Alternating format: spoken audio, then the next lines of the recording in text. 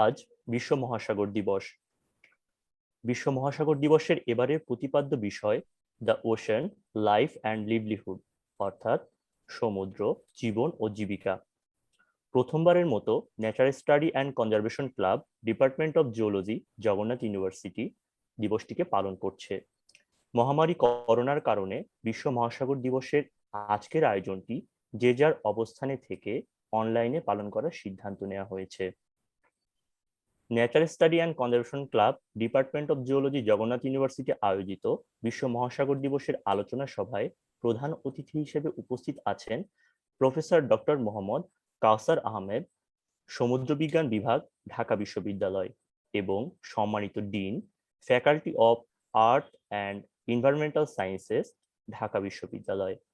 আজকের অনুষ্ঠানে সভাপতিত্ব করবেন জগন্নাথ বিশ্ববিদ্যালয় লাইফ অ্যান্ড আর্ট সায়েন্স অনুষদের সম্মানিত ডিন ও প্রাণীবিদ্যা বিভাগের চেয়ারম্যান অধ্যাপক ডক্টর মোহাম্মদ সাইফুল ইসলাম। বিশ্ব মহাসাগর দিবস উপলক্ষে আয়োজিত বিশেষ আলোচনায় অংশগ্রহণ করবেন doctor Anirban Sarkar, associate professor, department of geology, Jagannath university; Elizabeth Fahrni Mansur, senior manager of the Marine Conservation Program, Wildlife Conservation Society Bangladesh; Regional Vice Chair, IUCN Shark Specialist Group, Indian Ocean Region; এবং প্রফেসর ডক্টর মোহাম্মদ আব্দুল বাকি, department of geology, Jagannath university. অনুষ্ঠানে উপস্থিত আছেন জগন্নাথ বিশ্ববিদ্যালয়ের প্রাণীবিদ্যা বিভাগ সহ বিভিন্ন বিভাগের সম্মানিত শিক্ষক শিক্ষিকাবৃন্দ। উপস্থিত আছেন জগন্নাথ বিশ্ববিদ্যালয় প্রাণীবিদ্যা বিভাগের সাবেক এবং বর্তমান শিক্ষার্থী সহ বিভিন্ন কলেজ ও বিশ্ববিদ্যালয়ের শিক্ষার্থী, প্রকৃতিপ্রেমী, এবং সবাইকে আজকের অনুষ্ঠানে স্বাগতম। অনুষ্ঠানটি সঞ্চালনা করছি আমি দুর্জয় রাহা অন্তু, 12তম ব্যাচ, প্রাণীবিদ্যা বিভাগ, জগন্নাথ বিশ্ববিদ্যালয়, সাধারণ সম্পাদক, Nature study and conservation club. মহাসাগর সম্পর্কে মানুষের সচেতনতা বাড়িয়ে তোলার উদ্দেশ্যে প্রতি বছর 8ই জুন ওয়ার্ল্ড ওশানস ডে আন্তর্জাতিকভাবে পালন করা হয়, যার শুরুটা হয়েছিল 1992 সালে ব্রাজিলের রিও ডি জেনেরোতে সংগঠিত ধরিত্রী সম্মেলনে এ বিষয়ে সিদ্ধান্ত গ্রহণের মধ্য দিয়ে। পরবর্তীতে 2008 সালের 5ই ডিসেম্বর জাতিসংঘ সাধারণ পরিষদের 63তম অধিবেশনে গৃহীত 111 নম্বর প্রস্তাব অনুযায়ী 2009 সাল থেকে দ্য ওশান প্রজেক্ট এবং ওয়ার্ল্ড ওশান নেটওয়ার্কের মাধ্যমে প্রতি বছর 8ই জুন আন্তর্জাতিকভাবে দিবসটি পালিত হচ্ছে। অনুষ্ঠানের শুরুতে ক্লাবের পক্ষ থেকে ওয়ার্ল্ড ওশানস ডে উপলক্ষে স্বাগত বক্তব্য প্রদান করবে Nature study and conservation club, department of geology, Jagannath university এর সভাপতি মোহাম্মদ আসাদুল্লাহ। আসসালামু আলাইকুম, সকলকে শুভ সন্ধ্যা। আজ 8ই জুন 2021 বিশ্ব মহাসাগর দিবস।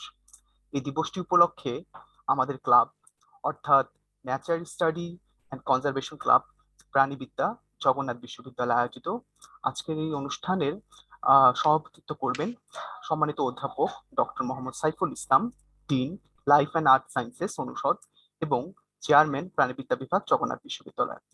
সম্মানিত প্রধান অতিথি হিসেবে উপস্থিত রয়েছেন অধ্যাপক doctor Kawsar Ahmed sir, dean, life and environmental sciences অনুষদ, সমুদ্র বিজ্ঞান বিভাগ, ঢাকা বিশ্ববিদ্যালয়। সম্মানিত আলোচকবৃন্দ হিসেবে উপস্থিত রয়েছেন Elizabeth Fahrni Mansur, senior manager, marine conservation programme, wild life conservation society Bangladesh অর্থাৎ WCS, এবং regional vice chair, IUCN shark specialist group, Indian ocean. উপস্থিত রয়েছেন সম্মানিত ডক্টর অনির্বাণ সরকার স্যার, সহযোগী অধ্যাপক, প্রাণীবিদ্যা বিভাগ, জগন্নাথ বিশ্ববিদ্যালয়, এবং আমাদের মাঝে আলোচক হিসেবে উপস্থিত রয়েছেন সম্মানিত ডক্টর মোহাম্মদ আব্দুল বাকি স্যার, অধ্যাপক, প্রাণীবিদ্যা বিভাগ, জগন্নাথ বিশ্ববিদ্যালয়। এছাড়াও আজকের এই অনুষ্ঠানে উপস্থিত রয়েছেন জগন্নাথ বিশ্ববিদ্যালয় এবং অন্যান্য বিশ্ববিদ্যালয়ের সম্মানিত শিক্ষক শিক্ষিকাগণ, প্রাণীবিদ্যা বিভাগের প্রাক্তন ও বর্তমান শিক্ষার্থীগণ, বিভিন্ন সংগঠন থেকে গবেষকবৃন্দ, প্রকৃতিপ্রেমী এবং প্রিন্ট মিডিয়া সাংবাদিকবৃন্দ। আপনাদের সকলকে ক্লাবের পক্ষ থেকে আন্তরিকভাবে এবং হৃদয়ের অন্তঃস্থল থেকে শুভেচ্ছা জানাচ্ছি। সমুদ্র, জীবন ও জীবিকা, এই স্লোগানকে সামনে রেখে এই বছর পালিত হচ্ছে বিশ্ব মহাসাগর দিবস। সত্যি কথা বলতে আমাদের এই দেশে রয়েছে বিশাল একটি সমুদ্র উপকূল, এবং সেই উপকূলকে ঘিরেই হাজারো লাখো মানুষের জীবন জীবিকা মিশে আছে। সুতরাং এই বিষয়টি আমাদের সাথে, আমাদের প্রকৃতির সাথে একদম নিবিড়ভাবে জড়িয়ে রয়েছে, এবং সেই বিষয়টি আসলে অনুধাবন করে আমাদের এই ক্লাবটি, অর্থাৎ nature study and conservation club, যেটি সবসময় প্রকৃতি রক্ষা, প্রকৃতি বিষয়ক সচেতনতা তৈরি করা এবং সাধারণ শিক্ষার্থীর মাধ্যমে সচেতনতার বীজ বপন করার কাজটি করে আসছে, সেই ক্লাবটি, সেই সংগঠনটি এই দিবসটি পালন করার সিদ্ধান্ত নিয়েছিল। এবং আজকের আহ, যারা আলোচকবৃন্দ হিসেবে উপস্থিত রয়েছেন, বিশেষজ্ঞ প্যানেল, তারা আহ, খুব সুন্দরভাবে এই বিষয়টি ফুটিয়ে তুলবেন আমাদের জীবন এবং জীবিকার সাথে কিভাবে সমুদ্রে জড়িত। আমি আমার বক্তব্যকে আর বেশি প্রলম্বিত করব না। সকলকে অনেক বেশি ধন্যবাদ জানিয়ে, সকলকে আবারও আন্তরিকভাবে ধন্যবাদ জানিয়ে আমি আমার বক্তব্য শেষ করছি। ভালো থাকুক প্রতিটি প্রাণী সৌন্দর্য ও সহমর্মিতার মাধ্যমে। ধন্যবাদ সবাইকে। ধন্যবাদ মোহাম্মদ আসাদুল্লাহকে। এ পর্যায়ে আমি প্রাণিবিদ্যা বিভাগের সাবেক আমাদের বড় ভাই এবং আপুদেরকে তাদের নাম, ব্যাচ এবং বর্তমান কর্মস্থল সম্পর্কে সংক্ষিপ্ত আকারে আমাদেরকে বলার জন্য অনুরোধ করছি।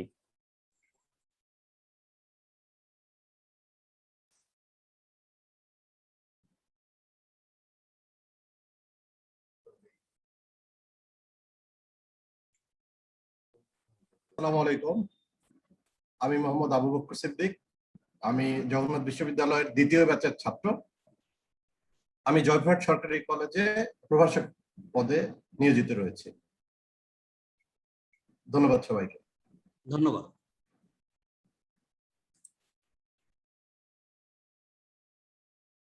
আসসালামু আলাইকুম। আজ বিশ্ব সমুদ্র দিবস উপলক্ষে আজকের অনুষ্ঠানে সবাইকে শুভ সন্ধ্যা। আমি মোহাম্মদ আমিরুল ইসলাম, জগন্নাথ বিশ্ববিদ্যালয়ের দ্বিতীয় ব্যাচের একজন সাবেক শিক্ষার্থী ছিলাম। বর্তমানে আমি সাতক্ষীরা সরকারি মহিলা কলেজে প্রভাষক হিসেবে নিয়োজিত আছি। আসসালামু আলাইকুম।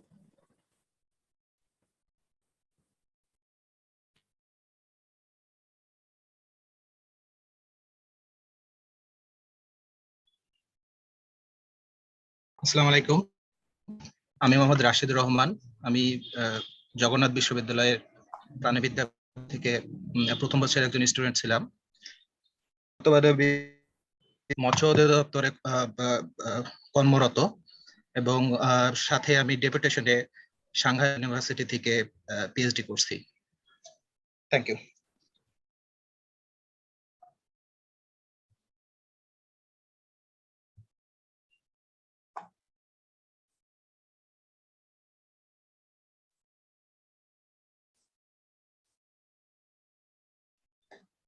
আমি বাকি আমাদের যারা সিনিয়র ভাই এবং আপুরা আছেন, আপনাদেরকে অনুরোধ করব আপনাদের নাম, ব্যাচ এবং বর্তমান কর্মস্থল সম্পর্কে আমাদেরকে অবহিত করার জন্য।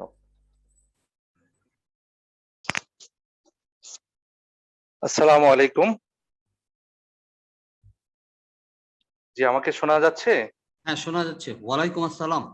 স্যার, আসসালামু আলাইকুম। সবাইকে ওয়ালাইকুম শুভ সন্ধ্যা।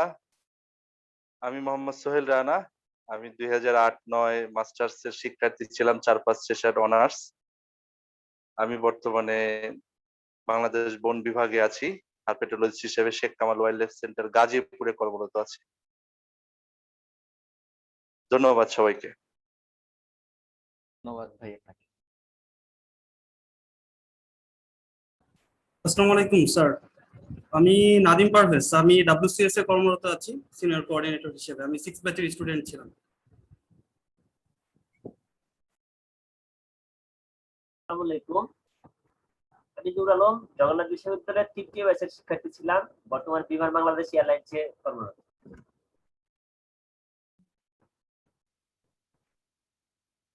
সবাইকে শুভ সন্ধ্যা। আমি মৌমিতা সাহা বৃষ্টি। আমি ষষ্ঠ ব্যাচের স্টুডেন্ট ছিলাম এবং জগন্নাথ বিশ্ববিদ্যালয়ের প্রাণিবিদ্যা বিভাগ থেকে আমি অনার্স মাস্টার্স কমপ্লিট করেছি। বর্তমানে আমি জার্মানির বন বিশ্ববিদ্যালয়ে অর্গানিজমিক অ্যান্ড ইভলিউশনারি বায়োলজিতে মাস্টার্স করছি।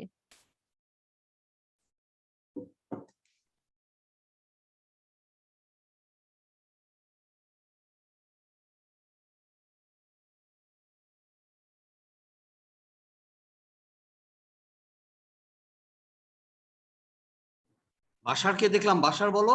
গালিব। আসসালামু আলাইকুম স্যার, আমি মোহাম্মদ আবুল বাশার। আমি জিওলজি 6 ব্যাচের স্টুডেন্ট ছিলাম। আমি রূপালী ব্যাংকের অফিসার হিসেবে শ্রীমঙ্গল মৌলভীবাজার শাখায় কর্মরত আছি।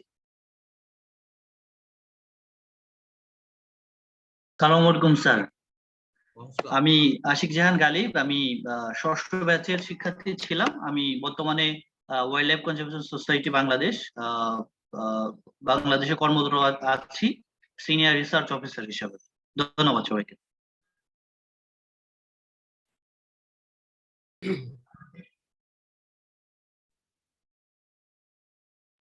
আমরা মনে হয় এখন প্রোগ্রামে চলে যেতে পারি। হ্যাঁ, ধন্যবাদ সবাইকে। অনুষ্ঠানের এই পর্যায়ে ওয়ার্ল্ড ওশানস ডে উপলক্ষে population status of national fish of Bangladesh tenualosa ilisha contradiction and possible solution শিরোনামে বিশেষ আলোচনায় অংশগ্রহণ করবেন doctor Anirban Sarkar, associate professor, department of geology, Jagannath university. Doctor Anirban Sarkar sir 2009 সাল থেকে প্রাণিবিদ্যা বিভাগ জগন্নাথ বিশ্ববিদ্যালয়ে শিক্ষকতা করছেন। তিনি সাংহাই ওশান ইউনিভার্সিটি থেকে ইলিশ এবং গুর্তা ইলিশের পপুলেশন জিনোমিক্স নিয়ে তার পিএইচডি সম্পূর্ণ করেছেন। বর্তমানে বিভিন্ন বিষয়ে তার 20টি জার্নাল পাবলিকেশন রয়েছে। বর্তমানে তিনি বিভিন্ন প্রজাতির মাছের পপুলেশন জিনোমিক্স, ফাইলোজেনেটিক্স এবং টেক্সোনমি নিয়ে কাজ করছেন। এছাড়া তিনি natural study and conservation club, department of geology, Jagannath university এর উপদেষ্টা হিসেবে দায়িত্ব পালন করছেন।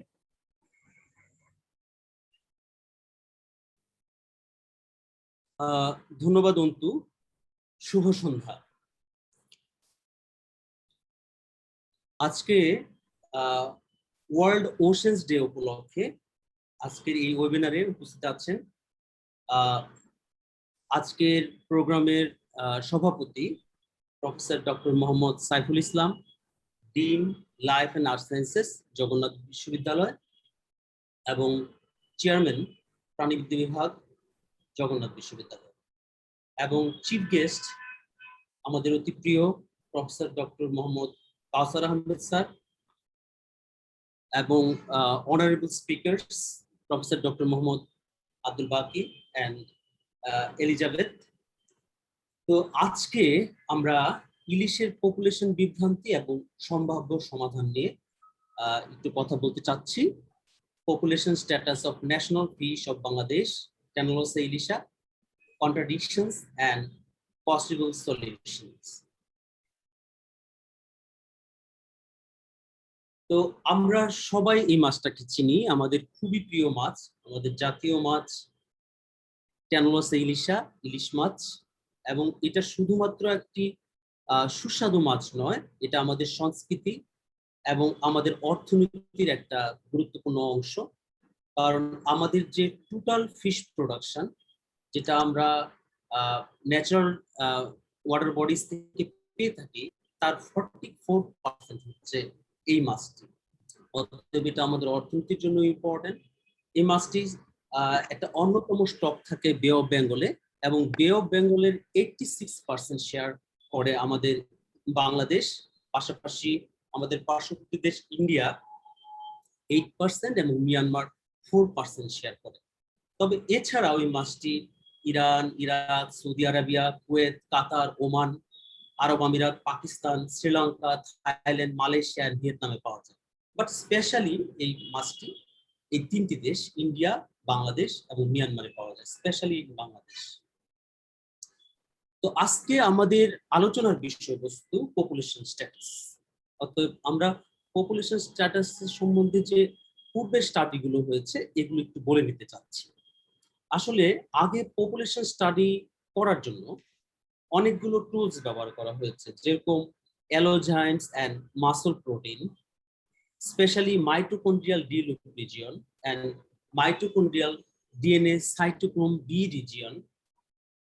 এই সকল ব্যবহার করে ইলিশের পপুলেশন স্ট্যাটাস বোঝার চেষ্টা করা হচ্ছে, স্পেশালি 2000 থেকে 2015 সাল পর্যন্ত। তো ওই সময়ের যে টুলস গুলো ছিল, সেই টুলস গুলোর প্রেক্ষিতে সঠিকই ছিল, কারণ তখনও নেক্সট জেনারেশন সিকোয়েন্সিং বা নেক্সট এর সিকোয়েন্সিংটা সাথে আমরা পরিচিত ছিলাম না। 2019 সালে ইন্ডিয়ান পার্টে একজন সায়েন্টিস্ট, উনি হলেন মহিন্দ্র, উনি Indian part specially Hooghly, Bhagirathi নদী এবং গঙ্গা নদী এবং ব্রহ্মপুত্র নদীতে স্টাডি করেছেন এবং এই সময় উনি 4টি মাইটোকন্ড্রিয়াল জিন ব্যবহার করেছেন পপুলেশন স্টাডি বোঝার জন্য, পপুলেশন স্ট্যাটাস বোঝার জন্য। এবং উনি পেয়েছেন যেটা যে Indian part, that means specially West Bengal, এই জায়গাটাতে এদের সিঙ্গেল পপুলেশন রয়েছে এবং লো জেনেটিক ডাইভার্সিটি। 2020 সালে বাংলাদেশের একদল বিজ্ঞানী এবং সাথে জাপান, মালয়েশিয়ার কিছু রিসার্চ অ্যাসোসিয়েটস মিলে তারা একটা স্টাডি করেছে 2020 সালে এবং সেখানে তারা কিছু চমকপ্রদ তথ্য দিয়েছে। তথ্যটা হলো এরকম যে বাংলাদেশে একাধিক ইলিশের স্টক রয়েছে এবং এই স্টকটা স্পেশালি হচ্ছে ওনারা 3টা ক্লাস্টারে ভাগ করেছেন। একটা ক্লাস্টার হচ্ছে বাংলাদেশের পূর্বাঞ্চলীয় যে পরিষ্কার পানি রয়েছে, ক্লিন ওয়াটার রয়েছে, সেখানে একটা ক্লাস্টার, এবং পূর্বাঞ্চলে যে বাংলাদেশের পশ্চিমাঞ্চলে যে বাংলাদেশের নদীগুলো রয়েছে স্পেশালি পদ্মা এবং যমুনা, এই নদীগুলোতে খোলা পানিতে টার্বিড ওয়াটারে একটি ক্লাস্টার রয়েছে ইলিশের, এবং পাশাপাশি ওনারা বলেছেন যে এস্টুয়ারিন ওয়াটার এবং সল্ট ওয়াটারের মধ্যে একটি ক্লাস্টার রয়েছে। দ্যাট মিনস ওনারা বলতে চেয়েছেন যে বাংলাদেশে ইলিশের 3টি ক্লাস্টার রয়েছে এবং এই 3টি ক্লাস্টার স্বাদু পানিতে 2টা আর লোনা পানিতে 1টি, এই ধরনের কথাবার্তা বলার চেষ্টা করেছে। আসলে আমাদের স্টাডিটি শুরু করেছিলাম 2016 সালে। তখন আমরা আসলে 2015 সাল পর্যন্ত যে স্টাডিগুলো হয়েছে এই স্টাডিগুলো সম্পর্কে আমাদের ধারণা ছিল তখন, কিন্তু পরবর্তীতে আমাদের যখন ফাইন্ডিংসটা আমরা পেয়ে গেছি তখন আমরা 2টা পাবলিকেশনে দেখলাম, 4টা পাবলিকেশন স্পেশালি মহেন্দ্র ভি এটেলের একটি 2019 সালে এবং পাশাপাশি আরো 3টি পাবলিকেশন আমরা পেলাম, আসাদুজ্জামান এটেলের 3টি পাবলিকেশন। তো মজার ব্যাপারটা হলো যে আমরা দেখলাম যে বাংলাদেশে আমাদের ফাইন্ডিংস এর সাথে ওনাদের ফাইন্ডিংসটা কিছু ডিফারেন্স পরিলক্ষিত হচ্ছে। এই ব্যাপারে আমি একটু কথা বলার চেষ্টা করছি। তো এটা হচ্ছে আমাদের স্যাম্পল লোকেশনস। আমরা 18টি স্যাম্পল লোকেশনস থেকে স্যাম্পল সংগ্রহ করেছিলাম এবং আমরা এর কারণটা হলো আমরা আগে দেখেছি যে যারাই স্যাম্পল কালেক্ট করেছে বাংলাদেশের পার্ট থেকে তারা বাংলাদেশের জনপ্রিয় যে ইলিশের জায়গাগুলো যেরকম চাঁদপুর, ভোলা, কক্সবাজার, কুয়াকাটা, এই সকল জায়গা থেকে ইলিশগুলো সংগ্রহ করেছেন এবং এগুলোর উপর ভিত্তি করে তারা একটা সামারি টানার চেষ্টা করছে। কিন্তু আমরা দেখলাম যে আমাদের হাওড়ে ইলিশ পাওয়া যাচ্ছে, অতএব হাওড়ের ইলিশটাকে আমাদের অবশ্যই স্টাডির মধ্যে নিয়ে আসা উচিত। তাছাড়া সোমেশ্বরী, পাহাড়ি নদী সোমেশ্বরীতে ইলিশ পাওয়া যাচ্ছে, অতএব এটাকেও আমাদের একটু কনসিডার করা উচিত। পাশাপাশি উপকূলবর্তী যে নদীগুলো রয়েছে যেরকম পশুর, পচা, শিবসা, এগুলো নিয়েও আমাদের চিন্তা করা উচিত। অতএব আমি এই সকল জায়গাগুলো যেগুলো অতীতে কোনোদিন কেউ স্যাম্পল কালেকশন করেনি সেগুলো থেকেও আমি স্যাম্পল কালেকশন করার চেষ্টা করেছি। পাশাপাশি বাংলাদেশের মিডল পোর্শনস, বাংলাদেশের ইস্টার্ন, ওয়েস্টার্ন পোর্শনস, সব জায়গা থেকেই যত দূর সম্ভব যেখানে যেখানে ইলিশ পাওয়া যায় আমি সেখান থেকে স্যাম্পল কালেক্ট করার আমরা চেষ্টা করছি। তো এরপরে আমি এখানে লাইব্রেরি মেথডসটা দেখাচ্ছি।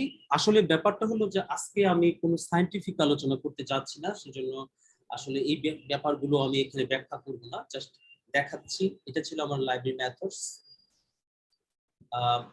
তারপরে হচ্ছে ডাটা প্রসেসিং,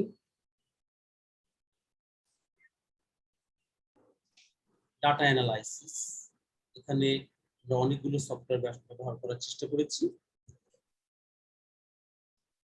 আমাদের মেথডটা হচ্ছে নেক্সট জেনারেশন সিকোয়েন্সিং প্ল্যাটফর্মে এবং সেটা ক্রস স্পেসিস জিন এনরিচমেন্ট মেথড। আমরা যেটা পেয়েছি বাংলাদেশের যে 18টি লোকেশন থেকে স্যাম্পলগুলো কালেক্ট করা হয়েছে যেগুলোকে আমরা 7টি গ্রুপে ভাগ করেছি, এই স্যাম্পলগুলো আসলে প্রত্যেকের সাথে মিলেমিশে অবস্থান করছে, অর্থাৎ কোনো স্পেসিফিক ক্লাস্টার পাচ্ছি না। এটার কারণ হিসেবে আমার যেটা মনে হয়, কারণ আমরা জানি ইলিশ বে অফ বেঙ্গলে থাকে, ব্রিডিং সিজনে এটা আবার স্ট্রিমে আসে, আসার পর এটা আবার এস্টুয়ারিতে ফিরে যায়, স্পন করে থাকে। এবং আমাদের বাংলাদেশের ওয়াটার বডিগুলো ইন্টারকানেক্টেড। এরকম একটা কন্ডিশনে আসলে এদের পক্ষে ক্লাস্টার তৈরি করা বা এদের পক্ষে স্পেসিফিক গ্রুপ তৈরি করা মানে সম্ভব নয় বললেই চলে। সেজন্য আমরা যে ফাইলোজেনেটিক ট্রিতে এদের যে অবস্থানটা পেয়েছি সেটাকে আমার যৌক্তিকই মনে হয় যে বাংলাদেশের জলাভূমিতে আসলে ইলিশের একটি পপুলেশনই রয়েছে বলে আমাদের মনে হয়, উইদাউট এনি ক্লাস্টার। আমি যখন নেটওয়ার্ক অ্যানালাইসিস করলাম সেখানে আমরা একই রেজাল্টই পেলাম। ইলিশগুলো দেখা যায় বিভিন্ন, এই যে আমাদের 7টি গ্রুপ করেছি 18টা লোকেশনকে, এই গ্রুপগুলো, এই যে স্যাম্পলগুলো তারা পরস্পরের সাথে মিলেমিশে একাকার। বাট স্ট্রাকচার অ্যানালাইসিসে আমি আরেকটু মজাদার তথ্য পেয়েছি। এখানে আমি দেখলাম যে আসলে একটা সিঙ্গেল পপুলেশনই রয়েছে। আমরা যদি সবুজটাকে একটা সিঙ্গেল পপুলেশন হিসেবে ধরে নিই, তো এটাই ডোমিনেটেড পপুলেশন এবং সিঙ্গেল পপুলেশন। কিন্তু মজার ব্যাপার হচ্ছে আমরা রেড কালারের কিছু জিন দেখতে পাচ্ছি, কিন্তু রেড কালারের একটা ইন্ডিভিজুয়াল নেই। আমার টোটাল যদি এইটার মধ্যে একটা ইন্ডিভিজুয়ালি থাকতো তাহলে টোটাল একটা রেড আমি কালার পেতাম। বাট এখানে প্রত্যেকটা দেখছি যে সর্বোচ্চ 50% বা 60% পর্যন্ত আছে। এতে বোঝা যায় যে আসলে বাংলাদেশের জলাভূমিতে একটি সিঙ্গেল পপুলেশনই রয়েছে, তবে তারা অন্য কিছু পপুলেশন থেকে কিছু জিন, অ্যাডমিক্সচার জিন তারা বহন করছে। তো প্রশ্নটা হলো এই জিনগুলো কোত্থেকে এসেছে? তা আমার যেটা মনে হয়, অলরেডি মহিন্দ্র এটল যখন স্টাডি করেছিলেন উনি বলেছিলেন হুগলি, ভাগীরথী এবং গঙ্গা, ব্রহ্মপুত্র এই নদীগুলোতে ইলিশের যে পপুলেশন রয়েছে সেটা হোমোজেনাস। তো আমরা যদি তার কথাটাকে ঠিক ধরে নিই তাহলে আমাদের বলতে হবে যে তার পপুলেশন এবং আমাদের পপুলেশন সেম, কারণ তারা দুইটা পপুলেশনই বে অফ বেঙ্গল থেকে আসে। পাশাপাশি হচ্ছে দেখুন, চিন্তা করে আমাদের পদ্মা নদীর পরেই হচ্ছে গঙ্গা নদী, আসলে সেম নদী, ইন্ডিয়ান পার্টটাকে আমরা বলি গঙ্গা নদী। অর্থাৎ গঙ্গা নদী ইলিশ যদি হোমোজেনাস হয় তাহলে আমাদের পোর্শনটাও হোমোজেনাস হচ্ছে এবং সেম জিনিস বহন করার কথা। ঠিক তেমনি ভাবে ওদের যে ব্রহ্মপুত্র যেটাকে বলছে সেটা আসলে আমাদের বাংলাদেশের যমুনা নদী, এবং ওদের হুগলি, ভাগীরথী নদীর সাথেও আমাদের এই পদ্মা নদীর একটা কানেকশন রয়েছে। অতএব আমরা বলতে পারি যে ইন্ডিয়ান ওয়েস্ট বেঙ্গল পার্টে যে ইলিশ রয়েছে এবং বাংলাদেশের যে ইলিশ রয়েছে তারা আসলে সেম স্টক, সেম পপুলেশন। অতএব এই যে রেড কালার জিনগুলো সেখান থেকে আসেনি। এখন প্রশ্নটা হচ্ছে আসছে কোত্থেকে?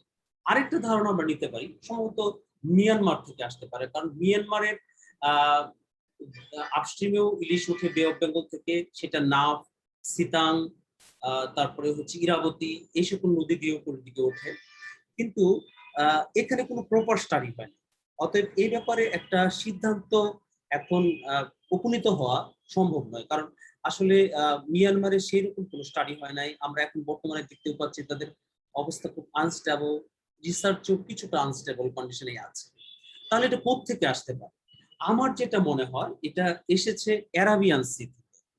কারণ আমরা যদি একটু খেয়াল করি যে ইন্ডিয়ার যে সাউদার্ন পোর্শনটা আছে সেটা বে অফ বেঙ্গল এবং অ্যারাবিয়ান সিকে দুইটা ভাগে বিভক্ত করেছে, এবং অ্যারাবিয়ান সিটা আসলে বে অফ বেঙ্গলের সাথে একটা কানেকশন দিয়ে যুক্ত, যে কানেকশনটা তৈরি করেছে লক্ষাদ্বীপ সি, পাল্ক বে এবং গালফ অফ মান্নার।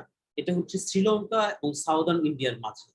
কিন্তু মজার ব্যাপারটা হচ্ছে এই কানেকশন দিয়ে ইলিশ অ্যারাবিয়ান সি থেকে বে অফ বেঙ্গল দিকে অথবা বে অফ বেঙ্গল থেকে অ্যারাবিয়ান সির দিকে মাইগ্রেট করার, ডিসপার্স করার যথেষ্ট সুযোগ রয়েছে।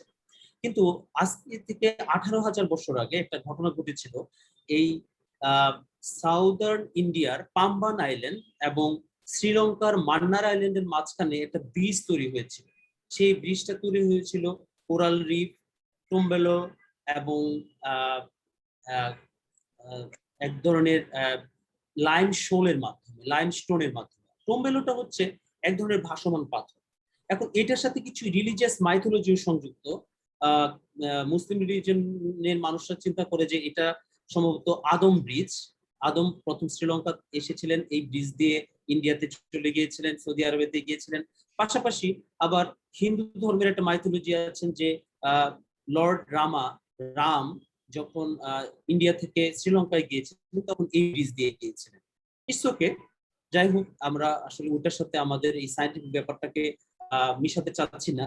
এখানে ব্যাপারটা যেটা হচ্ছে, এরপরে আজকে থেকে 300-400 বছর আগ পর্যন্ত মানুষ পায়ে হেঁটে ইন্ডিয়া থেকে, ইন্ডিয়ার সাউদার্ন পোর্শন থেকে শ্রীলঙ্কাতে যেতে পারত। পরবর্তীতে আস্তে আস্তে এটা বিভিন্ন অংশ ভেঙে গেছে, বাট এখনো এটা যে একটা ব্রিজ ছিল সেটা বোঝা যায়। অর্থাৎ 18,000 বছর পূর্বেই মোটামুটি ভাবে কিছু ইন্ডিভিজুয়ালস অ্যারাবিয়ান সি থেকে বে অফ বেঙ্গলের দিকে ডিসপার্স করেছে, তারা কিছু জিন নিয়ে এসেছে এবং সেই জিনগুলো আমরা এই স্ট্রাকচারের মধ্যে দেখতে পাচ্ছি বলে আমার বিশ্বাস। তো এই জিনগুলো ওখান থেকে এসেছে এবং এর আগে ব্রাহ্মণ এবং বহেরা, এই বহেরা অ্যাটল এবং ব্রাহ্মণ অ্যাটল দুইটা সায়েন্টিফিক রিসার্চ গ্রুপ যারা ইন্ডিয়ার, তারা বের করেছে যে ওয়েস্ট বেঙ্গলের যে ইলিশগুলো রয়েছে এবং অ্যারাবিয়ান সি থেকে যে সকল ইলিশ ইন্ডিয়ার মূল ভূখণ্ডে ঢুকে, সেই দুই ইলিশ গ্রুপের মধ্যে ডিফারেন্স রয়েছে। অর্থাৎ তারা হেটারোজেনাস, হোমোজেনাস নয়। অর্থাৎ আমরা ধরে নিতে পারি আসলে আমাদের বে অফ বেঙ্গলের যেই আমরা অ্যাডমিক্সার জিনগুলো দেখতে পাচ্ছি, এগুলো আসলে অ্যারাবিয়ান সি থেকে এসেছে। অতএব আমরা পরিশেষে যেটা বলতে পারি, আমরা আমাদের যে নেটওয়ার্ক, ফাইলোজেনেটিক ট্রি, এগুলোর উপর ভিত্তি করে, এবং আমরা পপুলেশন ডিফারেন্সেস করেছি, আজকে এটা আমি দেখানোর সুযোগ পেলাম না এখানে, সেখানে আমরা দেখেছি যে তাদের এফএসটি ভ্যালু, দুইটা লোকেশনের মধ্যে যে এফএসটি ভ্যালু থাকে সেটা সিগনিফিকেন্ট নয় এবং তাদের পি ভ্যালু সিগনিফিকেন্ট নয়। এবং সেই জন্য হলো যে আসলে বাংলাদেশের ভিতরে কোথাও কোনো লোকাল পপুলেশন তৈরি হয়নি, অর্থাৎ বাংলাদেশে একটি পপুলেশনই রয়েছে এবং সেই পপুলেশন কিছু ভিন্ন পপুলেশনের জিন বহন করছে এবং সেই জিনগুলো সম্ভবত অ্যারাবিয়ান সি থেকে 18,000 বছর বা তার পূর্বে ইন্ডিভিজুয়ালের মাধ্যমে প্রবাহিত জিন, এটা হচ্ছে আমার বিশ্বাস। তো পাশাপাশি আমরা দেখেছি যে ইলিশের লো জেনেটিক ডাইভার্সিটি রয়েছে। এখানে আমি প্রত্যেকটা লোকেশন দেখিয়েছি, এভারেজটা আমরা একটু ক্যালকুলেট করতে পাই 0.004632, অর্থাৎ এটা খুবই লো জেনেটিক ডাইভার্সিটি এবং সিঙ্গেল পপুলেশন। অতএব আমরা বলতে পারি যে আসলে বর্তমানে বাংলাদেশে ইলিশের যে সংখ্যাধিক্য রয়েছে বা ইলিশ যে পাওয়া যাচ্ছে, এতে আমাদের আসলে অত্যন্ত খুশি হওয়ার কিছু নাই। যে কোনো মুহূর্তে ইলিশ একটা থ্রেটের মধ্যে পড়ে যেতে পারে, একটা ক্রাইসিস মোমেন্টের মধ্যে পড়ে যেতে পারে, কারণ এটার একটি পপুলেশন রয়েছে এবং এর জেনেটিক ডাইভার্সিটি খুবই লো।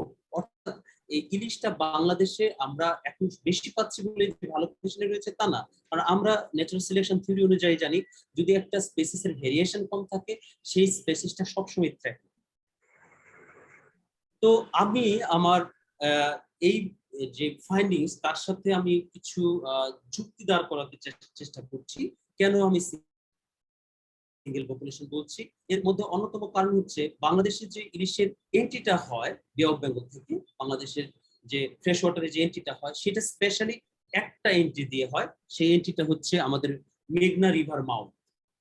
অতএব আমার যদি উপরে অনেকগুলো ক্লাস্টার থাকে অথচ আমার এন্ট্রি একটা থাকে, তাহলে এই জিনিসটা ঠিকমতো যুক্তিযুক্ত হয় না। কারণ সেক্ষেত্রে যদি আমি অনেকগুলো এন্ট্রি দেখাতে পারতাম, যদিও আমি প্যারালাল এন্ট্রির কথা বলেছি, বাট মেইন এন্ট্রিটা হচ্ছে মেঘনা নদী। অর্থাৎ আমরা যে উপরে অনেকগুলো ক্লাস্টারের কথা বলছি সেটা আসলে যৌক্তিক নয়। তাছাড়া আমাদের ওয়াটার বডিজ গুলো ইন্টারকানেক্টেড, নদীগুলো ইন্টারকানেক্টেড এবং ওয়াটার কোয়ালিটির মধ্যে এমন কোনো ডিফারেন্সেস নেই যেটা আসলে পপুলেশন ডিফারেন্স করার মতো যথেষ্ট। অতএব আমরা ভাবতেই পারি যে আমাদের আপার স্ট্রিমে এবং বে অফ বেঙ্গল এবং এস্টুয়ারি মিলে একটি পপুলেশনই রয়েছে। তাছাড়াও মজার জিনিস হচ্ছে স্পনিং গ্রাউন্ড। স্পনিং গ্রাউন্ড গুলো হচ্ছে স্পেশালি সন্দ্বীপ, হাতিয়া এবং ভোলা দ্বীপের আশেপাশে, এবং এখানে আমরা স্পনিং গ্রাউন্ডটাও কিন্তু ভাগ করতে পারি না। আমরা যদি 3টা বা 4টা ক্লাস্টারের কথা চিন্তা করি তাহলে আমাদের 3টা বা 4টা স্পনিং গ্রাউন্ড ভাগ করতে হবে, কিন্তু আমাদের এখন পর্যন্ত স্পনিং গ্রাউন্ড সেম। অতএব আমরা অনেকগুলো ক্লাস্টারের কথা বা অনেকগুলো পপুলেশনের কথা ভাবতে পারছি না। তাছাড়া আরেকটা জিনিস দেখেন, আমরা কিন্তু কিছু স্পেসিফিক টাইমে ইলিশটা পাই, যেরকম এখন অলরেডি পাওয়া শুরু হয়েছে আর কিছুদিন পরে আরো বেশি হবে, তারপরে হচ্ছে একটা সময় বাজারে আমরা দেখবো ইলিশ বেশ পরিমাণে আসতেছে। এটা একটা প্যাসিফিক সিজনে আসতেছে, হয়তো সামারে আর উইন্টারে খুব অল্প সময়ের জন্য পাচ্ছি। কিন্তু যদি আমাদের আপার স্ট্রিমে যদি একাধিক ক্লাস্টার থাকতো, তাহলে আমরা সারা বছরই কম বেশি ইলিশ মাছ পেতাম। অতএব এই দৃষ্টিকোণ থেকেও আমার মনে হয় না যে আসলে একাধিক ক্লাস্টার থাকার পসিবিলিটি রয়েছে। তাছাড়াও আমি আগে যেটা বলেছি যে ইন্ডিয়ান পার্টে স্পেশালি হচ্ছে বহেরা, মহিন্দ্র, গ্রামীণ, তারা ইন্ডিয়ান পার্টের ওয়েস্ট বেঙ্গল সাইডে সিঙ্গেল পপুলেশন পেয়েছেন, এবং এই নদীগুলো হচ্ছে বাংলাদেশের নদীগুলোর সাথে কানেক্টেড। গঙ্গা, ব্রহ্মপুত্র, ভাগীরথী, হুগলি সবই কানেক্টেড। অতএব আমাদের বাংলাদেশে আসলে খুবই আকর্ষণীয় ভাবে উপস্থাপন করার জন্য আমি যদি বলি 3টা বা 4টা ক্লাস্টার রয়েছে, সেটা খুব যুক্তিসঙ্গত হয় না।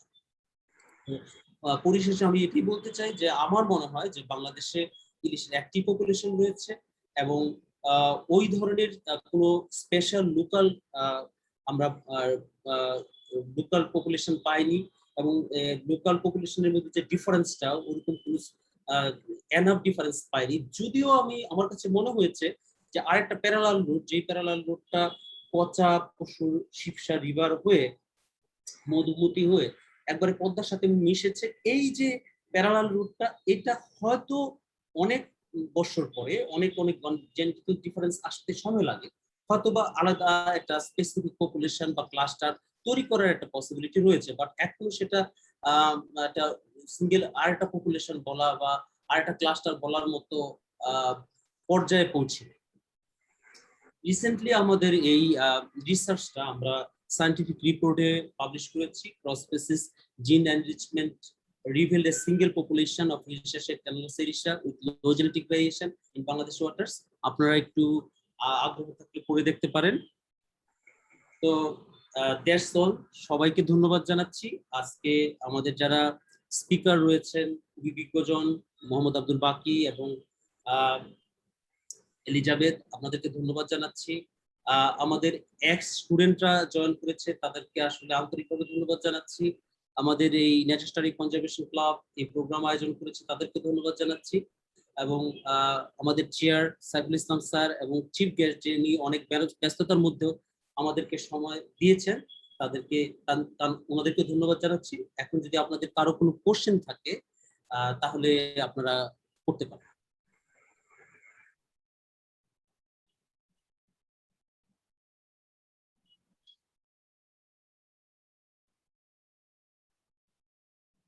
সবার অবগতির জন্য জানানো যাচ্ছে আমরা সময় স্বল্পতার কারণে 2টো প্রশ্ন নিব। তো আপনাদের যদি প্রশ্ন থাকে স্যারকে সরাসরি প্রশ্ন করতে পারেন।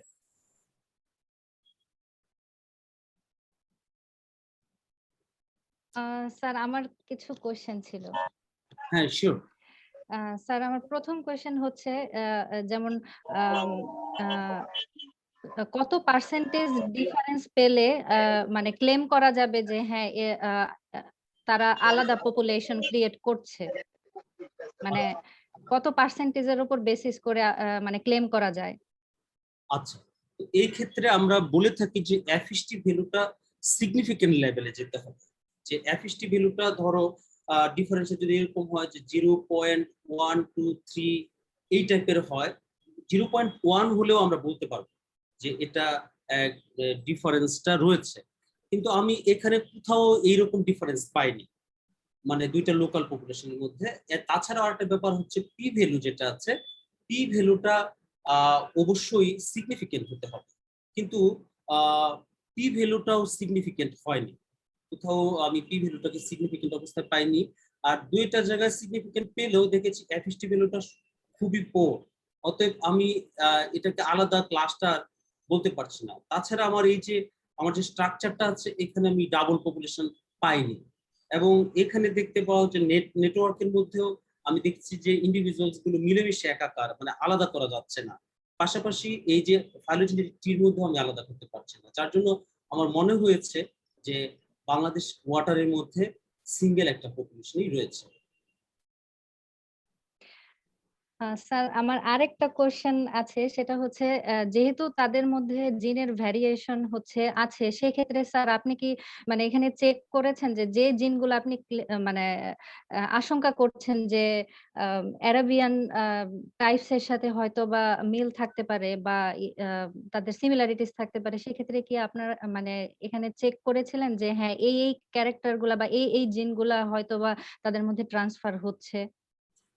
আসলে এটা আমি করতে পারিনি, এটা আমরা ভবিষ্যতে করব, কারণ জিন অ্যানোটেশনের যে ব্যাপারটা এটা আমরা করিনি, এবং আসলে কোন স্পেসিফিক জিনগুলো সিমিলার সেটাও করিনি। কারণ এখানে আমরা স্টাডি করার ক্ষেত্রে আমরা 4500 জিন আমাদের কনসিডারেশনের মধ্যে নিয়েছিলাম। তার মধ্যে আমরা কোনো ইন্ডিভিজুয়ালি 1000 জিনের কম নেইনি। আমার টোটাল স্যাম্পল সাইজ ছিল 139, বাট কোনোটাই আমি 1000 জিনের নিচে ক্যাপচার করিনি। তো এমত অবস্থায় আসলে স্পেসিফিক্যালি জিন লেভেলে ওইটুকু করার সময় আমি আসলে এইবার তার স্টাডিতে পাইনি, ভবিষ্যতে করব। তো আপাতত দৃষ্টিতে আমরা অন এভারেজ দেখতে পেরেছি যে কিছু জিন আসলে আমি এটাও বের করতে পারিনি যে অ্যারাবিয়ান সির সাথে আসলে কোন কোন জিনগুলো মিল, সেটা আমি আসলে যুক্তি দিয়ে বোঝানোর চেষ্টা করেছি। আমি দেখেছি কিছু কিছু জিন অন্য কোনো পপুলেশন থেকে এসেছে। তো যেহেতু ইন্ডিয়ার কিছু সায়েন্টিস্ট আগে বলেছে যে বে অফ বেঙ্গল এবং অ্যারাবিয়ান সির মধ্যে তারা ডিফারেন্স পেয়েছে, কারণ এই ক্ষেত্রে ইলিশের আমি অ্যারাবিয়ান সি থেকে কোনো স্যাম্পল নেই। তো যেহেতু তারা বলেছে, সেহেতু আমার কাছে মনে হয়েছে যেহেতু ওয়েস্ট বেঙ্গলের সাথে আমাদেরটা হোমোজেনাস, অতএব অ্যারাবিয়ান সির সাথে হেটারোজেনাস, অতএব সম্ভবত এই জিনগুলো অ্যারাবিয়ান সি থেকে এসে থাকতে পারে। স্যার আমার আরেকটা কোশ্চেন, সেটা হচ্ছে স্যার যেহেতু মানে কিছু জিনগত বৈচিত্র্যতা থাকে, সেক্ষেত্রে কি আমরা এটা স্যার আপনি কি শুনতে পাচ্ছেন? আমি শুনতে পাচ্ছি। আচ্ছা, তাহলে আমরা কি এটা এক্সপেক্ট করতে পারি? যেহেতু মানে আপনি অলরেডি বলেছেন যে যেমন পপুলেশন গুলো কিছু, কিছু জায়গায় কিছু টার্বিড ওয়াটারে থাকতেছে, কিছু ক্লিয়ার ওয়াটারে থাকতেছে বা কিছু দেখা গেছে পাহাড়ি আ আ লোকেশন গুলোতে থাকতেছে। তো উইথ টাইম তাদের মধ্যে এই অ্যাডাপ্টেশনাল চেঞ্জ এর মাধ্যমে কোনোভাবে এটা কি আমরা বলতে পারি যে তাদের অ্যাডাপ্টেশন এর ভিত্তিতে ন্যাচারাল সিলেকশন হচ্ছে? That means new genes are growing within them? আসলে ব্যাপারটা হচ্ছে যে অ্যাডাপ্টেশনের কারণে চেঞ্জ হতে পারে, কিন্তু তারা যদি কন্টিনিউয়াসলি থাকতো তাহলে হতো। কিন্তু তোমরা তো জানোই যে আসলে ওরা একটা স্পেসিফিক টাইমে ওখানে যাচ্ছে, আবার বে অফ বেঙ্গলে চলে যাচ্ছে। অতএব আমরা সেই প্রেক্ষিতে এখানে অ্যাডাপ্টেশনটা ওই রকম হচ্ছে না, যেটা আসলে একটা লোকাল পপুলেশন বা লোকাল পপুলেশন ডিফারেন্স করার জন্য যথেষ্ট। আচ্ছা, সোহেল রানা আপনি মনে হয় হাত তুলেছেন। সোহেল রানা আমাকে শুনতে পাচ্ছেন? জি স্যার, স্যার আমি শুনতে পাচ্ছি। কি একটু প্লিজ আপনি কি জানতে চাচ্ছেন? স্যার আমি জানতে চাচ্ছি হলো, স্যার আপনার প্রেজেন্টেশনটা খুব সুন্দর হয়েছে, ধন্যবাদ। আমি পপুলেশন নিয়ে মানে ভবিষ্যতে আমাদের এটার ইনব্রিডিং বা ডিক্লাইনের এই বিষয়গুলো নিয়ে স্যার যদি কিছু বলতেন, যে আর কোনো সম্ভাবনা আছে কিনা বা পপুলেশনের কোনো ভেরিয়েশন আদৌ হবে কিনা, এই বিষয় নিয়ে যদি কোনো কিছু থাকে স্যার। আসলে ব্যাপারটা হচ্ছে এই ভেরিয়েশনটা কমে গেছে কেন আমার যেটা মনে হয়, কারণ একটা সময়ে বাংলাদেশে প্রচুর ইলিশ মাছ পাওয়া যেত, এবং আমি আমাদের সিনিয়র সিটিজেনদের কাছে শুনেছি যে একটা সময় নাকি বাজারের সবচেয়ে চিপেস্ট মাছ ছিল ইলিশ মাছ। তো তারপর আসলে ওভার এক্সপ্লয়টেশনের কারণে স্পেশালি 90-এর দশকে ইলিশ মাছ কিন্তু একবারে সংখ্যা কমে যায়, অর্থাৎ তার জেনেটিক ডাইভার্সিটি কমে গেছে। কিছু মাছ একটা পোর্শন তখন টিকে ছিল। তো পরবর্তীতে যখন আমরা কনজারভেশনের প্র্যাকটিসে গেলাম, ফিশিং ব্যান পিরিয়ড গেলাম, তখন সংখ্যা বেড়ে গেছে, কিন্তু জেনেটিক ডাইভার্সিটি এত তাড়াতাড়ি বাড়ে না বা ভেরিয়েশন এত তাড়াতাড়ি বাড়ে না, যার জন্য আমার কাছে মনে হচ্ছে যে এই ভেরিয়েশনটা বাড়েনি। অতএব আমাদের এই পপুলেশনটার ব্যাপারে খুবই মানে সিনসিয়ার থাকতে হবে, খুবই সিরিয়াস থাকতে হবে, এবং এই ভেরিয়েশনটা বাড়ার জন্য সময় দিতে হবে। জেনেটিক ভেরিয়েশন কিন্তু অল্প সময় আসে না, অনেক সময় আসে, অনেক সময় লাগে। সেই জন্য আমাদের কনজারভেশন প্র্যাকটিসটাকে বাড়িয়ে দিয়ে, সচেতনতাকে বাড়িয়ে দিয়ে এই মাছটাকে সংরক্ষণের ব্যবস্থা করতে হবে। কিন্তু বর্তমান সময়ে যে আমরা একটু নিশ্চিত কন্ডিশনে আছি বা আমরা সবাই স্বস্তিতে আছি, সেই স্বস্তির কন্ডিশনটা নিয়ে স্বস্তিতে থাকার সময়টা নাই। তো যাই হোক, আজকে মনে হয় অনেকেরই অনেক কোশ্চেন আছে, আমার সাথে পার্সোনালি কন্ট্যাক্ট করলে ভালো হবে, কারণ আজকে নেচার স্টাডি কনজারভেশন ক্লাবের একটু সময় স্বল্পতা আছে। তো সেজন্য যাদের কোশ্চেন আছে তারা কাইন্ডলি একটু আমার সাথে পার্সোনালি যোগাযোগ করবে। ধন্যবাদ সবাইকে। ধন্যবাদ স্যার আপনাকে অসম্ভব সুন্দর একটি প্রেজেন্টেশন আমাদের সামনে উপস্থাপন করার জন্য।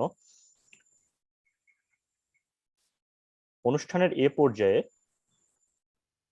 ওয়ার্ল্ড ওশানস ডে উপলক্ষে বাংলাদেশের মহাকায় প্রাণীদের নিয়ে ocean giants in Bangladesh discoveries, threats and solutions for a healthy oceans supporting healthy people শিরোনামে বিশেষ আলোচনায় অংশগ্রহণ করবেন Elizabeth Fahrni Mansur.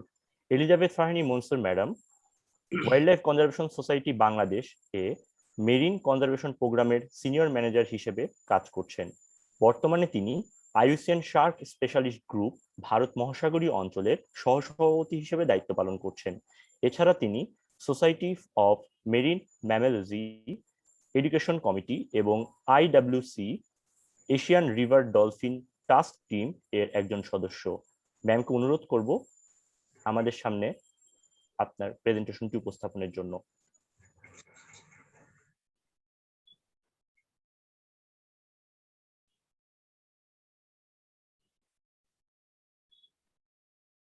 Thank you so much to the Nature Study Conservation Club of the Department of Zoology at Jagannath University for your initiative. And I highly appreciate the invitation and commend your efforts to commemorate the World Oceans Day. I have the great privilege of working with a passionate team of conservation professionals at WCS, several of which are graduates from Jagannath University.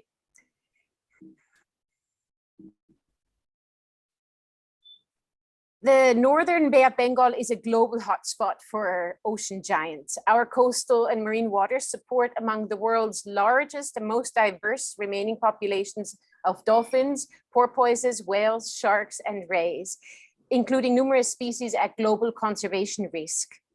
The occurrence of these species in generally larger numbers in Bangladesh compared to other countries in Asia is because of the spatial and temporal complexity in the northern Bay of Bengal. For example, submarine canyons, like our swatch of no ground, induce upwelling that make them a major hotspot for biological productivity and fisheries catches, and an important ecological refuge for marine wildlife in a changing ocean environment.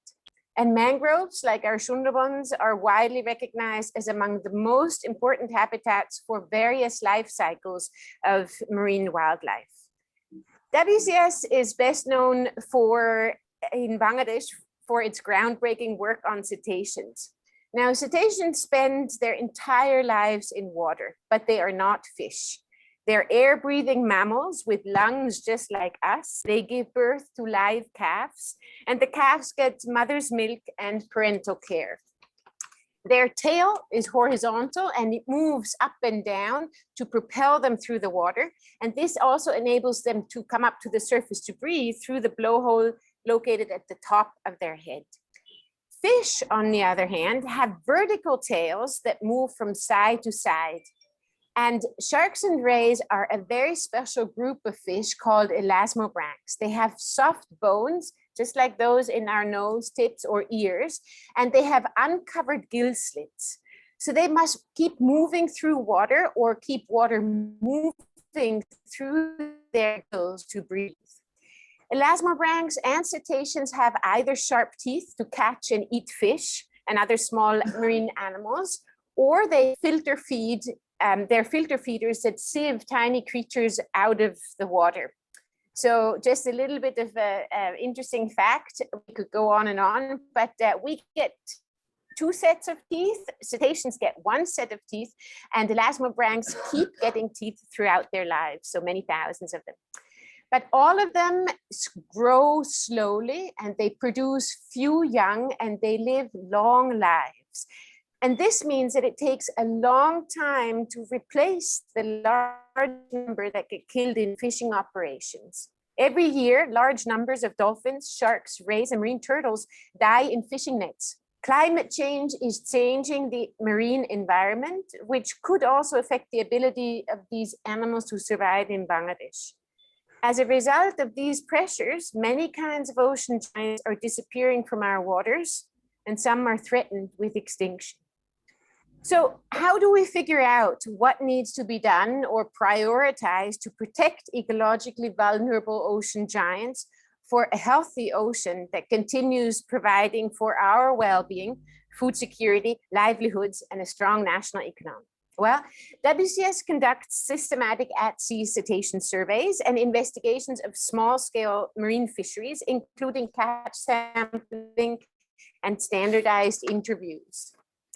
Since 2015, the WCS Citizen Science Fishermen Safety Network engages coastal fishermen for collecting geo-referenced and photo-verified records of their target and non-target catches in return for training and equipping them with so that they have improved at-sea safety. And the WCS Citizen Science shark and ray landing site data collectors record daily landings of sharks and rays from 8 coastal landing sites. Out of more than 88 cetaceans known to the world, we have so far discovered 8 kinds of dolphins, 1 porpoise, and 2 whale species in Bangladesh. And more than half of the 116 shark and ray species confirmed or suspected to occur in Bangladesh are globally threatened with extinction. Interestingly, the distribution of these ocean giants aligns with environmental characteristics. So analyzing WCS research results help us identify priority habitats and high-risk areas for threatened marine wildlife in our waters. And as you can see from these maps, the strong overlap of the dolphin density, shark and ray catches, and fishing intensity in an area exemplifies the productivity and importance of the swatch of no ground deep sea canyon. The swatch of no ground, as well as the Nijum Deep Marine Protected Areas, or MPAs, cover priority habitat for threatened ocean giants, as well as other fish stock that are of economic value. WCS supports the government agencies and fisher communities to identify, effectively manage, monitor, and enforce MPAs. It's really important to note that MPAs are not equal to no-take zones, but rather areas where marine spatial plans indicate zonal regulations that are strictly implemented to ensure that there is a spillover effect and helps recover economically valuable fish and crustacean stocks, in addition to safeguarding ocean giants. According to official government statistics, almost 2,000 tons of dried shark and ray fins are exported from Bangladesh each year, earning over $1 million in tax revenue. Our network of trained landing site data enumerators recorded more than 2 million sharks and nearly 200,000 rays between 2016 and 2019. Among these sharks and rays were 8 critically endangered species. Many of their products are destined for international markets, but there is a concerning increase in consumption of shark and ray meat, dried and fresh, throughout Bangladesh. Our national laws and international conventions that Bangladesh has signed provide legal protection for threatened ocean giants. But many people, including fishers, traders, consumers, and even government officers, are not aware of existing wildlife protection and trade regulations. To raise this awareness, support the identification and safe release of protected species, and inspire ocean stewardship, WCS develops and implements innovative and interactive educational outreach programs and tools. We support law enforcement agencies by strengthening interagency capacity and motivation to combat illegal wildlife trade and enforce and monitor protected areas. Sitting in the comfort of your home, you may think that these are all commendable efforts, but what has any of this got to do with you?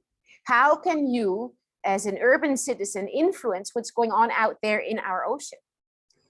Our markets are driven by demand as per ruling economic principles. We want choice and we're willing to pay for it. So allow me to exemplify what this means in regards to fisheries, ocean giants, and our ocean.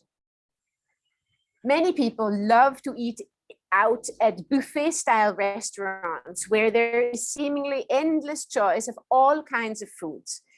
At a buffet, we tend to pile our plate with as much as possible of everything that's there.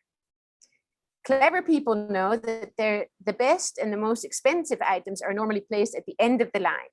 We often end up with much more than we can eat. Lots of food is wasted, and our bellies don't thank us either. This is comparable to the current fishing practices. So fishing boat owners pressure fishers to catch as much as they possibly can so that they can pay off loans from dadons and maximize profits. This pushes fishers to use smaller and smaller mesh-sized nets that sieve all living things out of our waters. For instance, the widely used barajals or setback nets, most of that catch is actually not fit for human consumption. The mashed up mass is landed as trash and processed into fish or chicken feed. So through this indiscriminate, non-selective fishing, we're emptying our ocean to produce low quality protein, much of which is finally exported from Bangladesh. But there are other options to satisfy our hunger. We can focus on establishments that provide local options, restaurants that source seasonal and sustainably harvested ingredients, including fish and seafood. We can reflect on how much meat, fish, and chicken we actually need, especially given the abundance of pulses available to us, along with diverse vegetables. Thoughtful and selective consumption is generally better for our health, the environment, and also helps avoid food waste. More people asking restaurants or supermarkets or sellers about how and where their fish and seafood is sourced from, that will bring attention to this issue, and increasing demand for sustainably harvested fish or seafood can change what becomes available to us and incentivize the use of selective fishing gear targeting legally sized fish. This will directly benefit ocean giants by reducing bycatch risks and mortalities. People in our rural communities are forced to take this option. They do not have access to the diverse products we find in urban markets. Their consumption is therefore automatically more sustainable, meaning that it ensures sufficient resources for future generations. As urban consumers, we have a choice. Our decisions impact markets, fisheries practices and pressures, lives and livelihoods. Your informed choices can help make our or keep our ocean healthy so that it can continue to provide for us in the future. Thank you very much.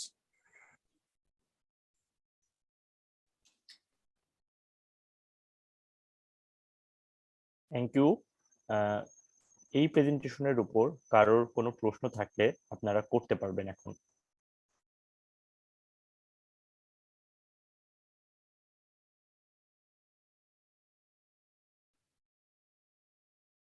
Hello.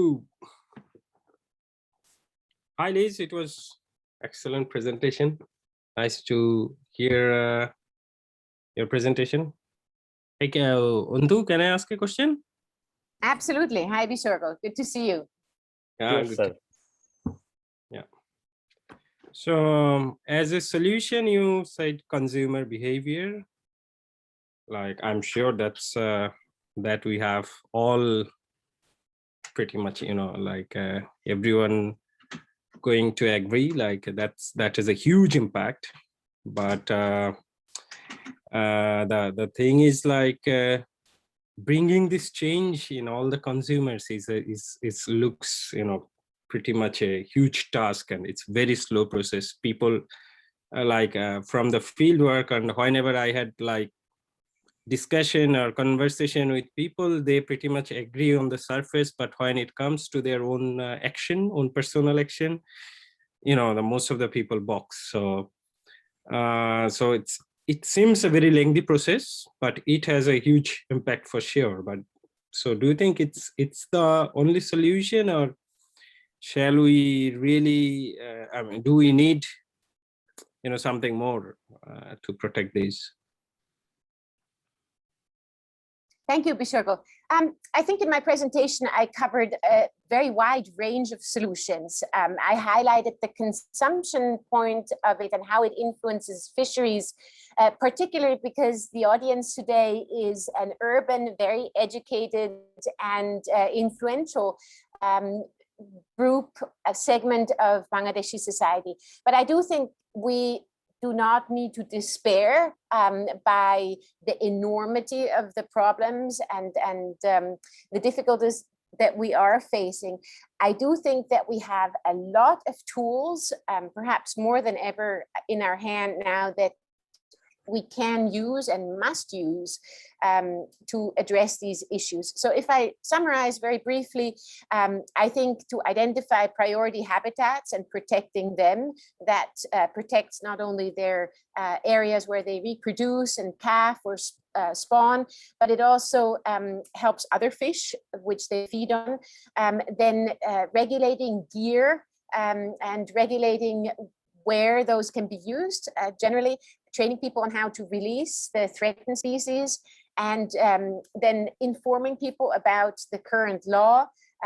We're actually right now, Bangladesh is almost there in updating the protection specifically for sharks and rays to reflect our new research findings.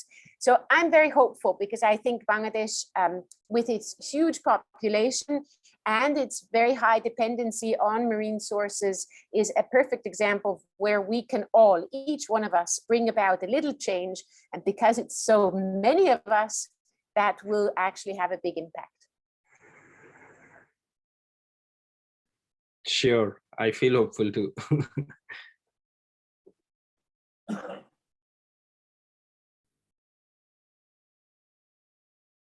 May I ask a question, Antu? Sure, ma'am.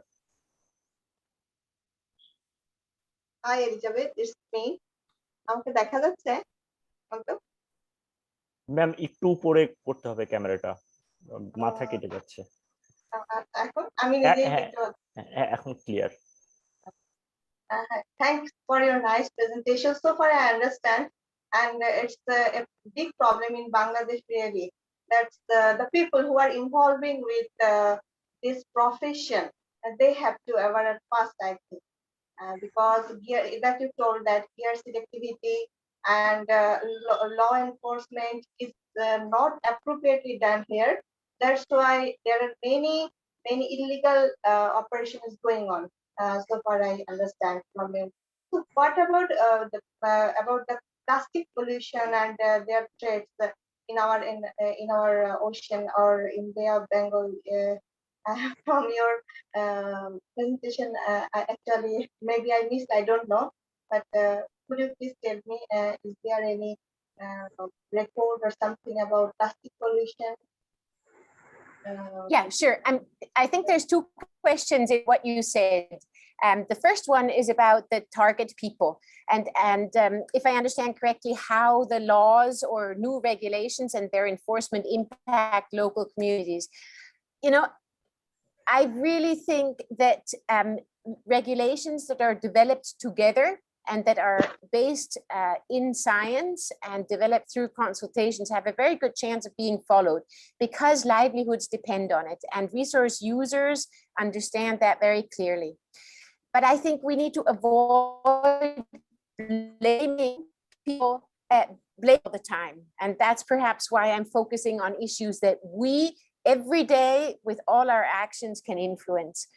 Plastic pollution is certainly an issue, and it does affect our ocean, the marine environment very strongly. But specifically looking at ocean giants, at threatened marine wildlife, the pressure from overfishing is by far, by an order of magnitude, more important to address. So, you know, I applaud a lot of initiatives, and I myself try to reduce all the one-time use plastic, but I think we shouldn't make a laundry list of too many issues. We really need to prioritize on what problem has the largest effect so that we can address that effectively. Thank you very much.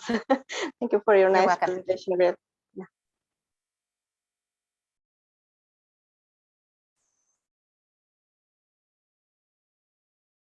Jahidul Islam bhai, please ask your question. Thank you, Elizabeth. This is a nice presentation, and the WCS work is great for the ocean giants. But I want to add, I didn't know whether the WCS include this issue, but I want to include the one point is we should take a consideration the community-based patronization to conserve these ocean giants. Thank you. Thank you so much. I totally agree that the more is done with involving more people, especially those dependent on the resources, the more likely you are to be successful. We have to keep two things in mind. One is that especially the Swatch of No Ground Marine Protected Area is quite far away from villages, from human settlements. So the approach that we're using there to involve communities is actually that we're empowering the citizen science fishermen that we're working with in monitoring the MPA effectiveness, not only right now as they are reporting catches of target and non-target species, giving us a good information on a good spatial information and seasonal information, that can also be helped. So while we are supporting the government in strengthening their capacity to monitor and enforce marine protected areas, specifically using a spatial monitoring tool called SMART, which helps adaptive management, and it's a systematic monitoring. We're using that already. The government is using that already on terrestrial protected areas. So not only the development of management regulations, but also the enforcement and the monitoring thereof, plans are definitely there from within the government, and we're supporting those to do it community-based as well.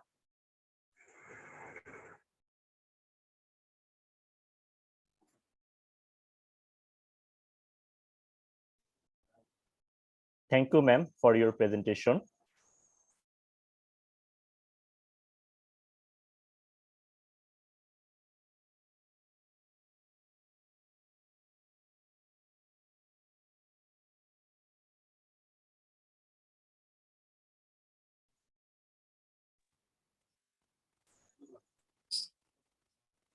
এ পর্যায়ে animal diversity of Saint Martin Island শিরোনামে বিশেষ আলোচনায় অংশগ্রহণ করবেন professor doctor Mohammad Abdul বাকি, department of geology, Jagannath university.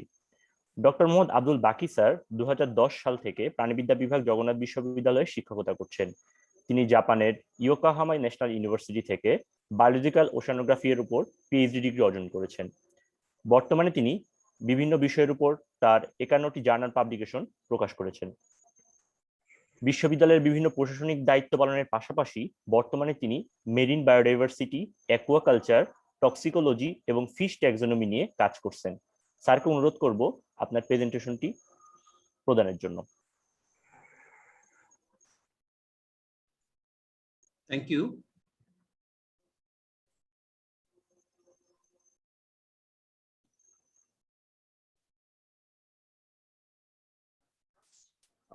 প্রথমে আমি আমার প্রেজেন্টেশন শুরু করার আগে আমার এক্স স্টুডেন্ট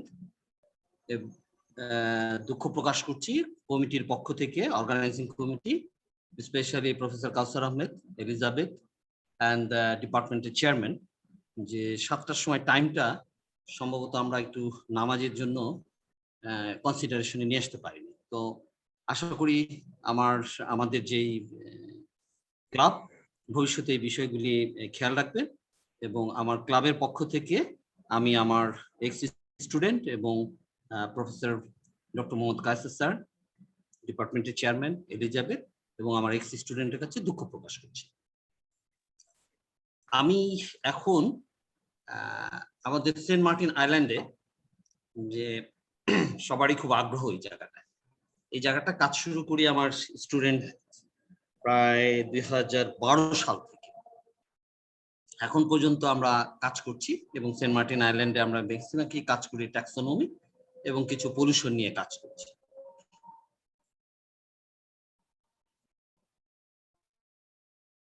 আমার প্রেজেন্টেশনের ভিতরে থাকবে coral associated fish, associate parasite, crab, hermit crab, phytoplankton, butterfly, amphibia, reptiles, aves and birds, mollusca. Aves এবং birds আমার কলিগ দিলীপ বিসর্গ তার স্টুডেন্ট আইরিন নিয়ে একটা সুন্দর কাজ আছে, সেটা আমরা এখানে প্রেজেন্ট করতে যাব না। মলাস্কা আমাদের একটা কাজ আছে, কিন্তু এটাও আমি এখানে প্রেজেন্ট করতে পারছি না বলে দুঃখিত। জায়গাটা টেবিল অফ কন্টেন্টে আমি শো করতে চাচ্ছি যে জগন্নাথ বিশ্ববিদ্যালয়ের প্রাণীবিদ্যা বিভাগে সেন্ট মার্টিনে বায়োডাইভার্সিটির যে ডাটাটা, সেই ডাটাটা কতটুকু সমৃদ্ধ, সেই জিনিসটাই আমি এখানে প্রেজেন্ট করতে চাচ্ছি।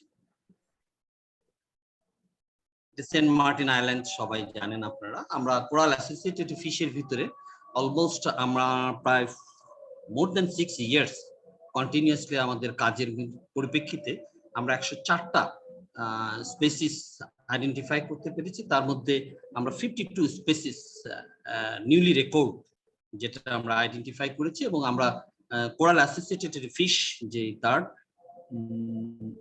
চেকলিস্টটা আপগ্রেড করেছি 216 থেকে 268. Some of the newly recorded fish that you have seen in the picture. And এখানে আর দুটো জিনিস খুব ইম্পর্টেন্ট। একটা, we also identified nearly threatened globally 2 species. একটা গ্রুপার গ্রুপের দুটো, এই দুটো স্পেসিস। আর আরেকটা আমাদের স্টাডির মধ্যে আছে toxic fish we have identified, but আমরা টক্সিক কতটুকু তার ইফেক্ট, কি পরিমাণ টক্সিক কেমিক্যালস আছে, এই জিনিসগুলি এখনো ফার্দার আইডেন্টিফাই করতে পারিনি।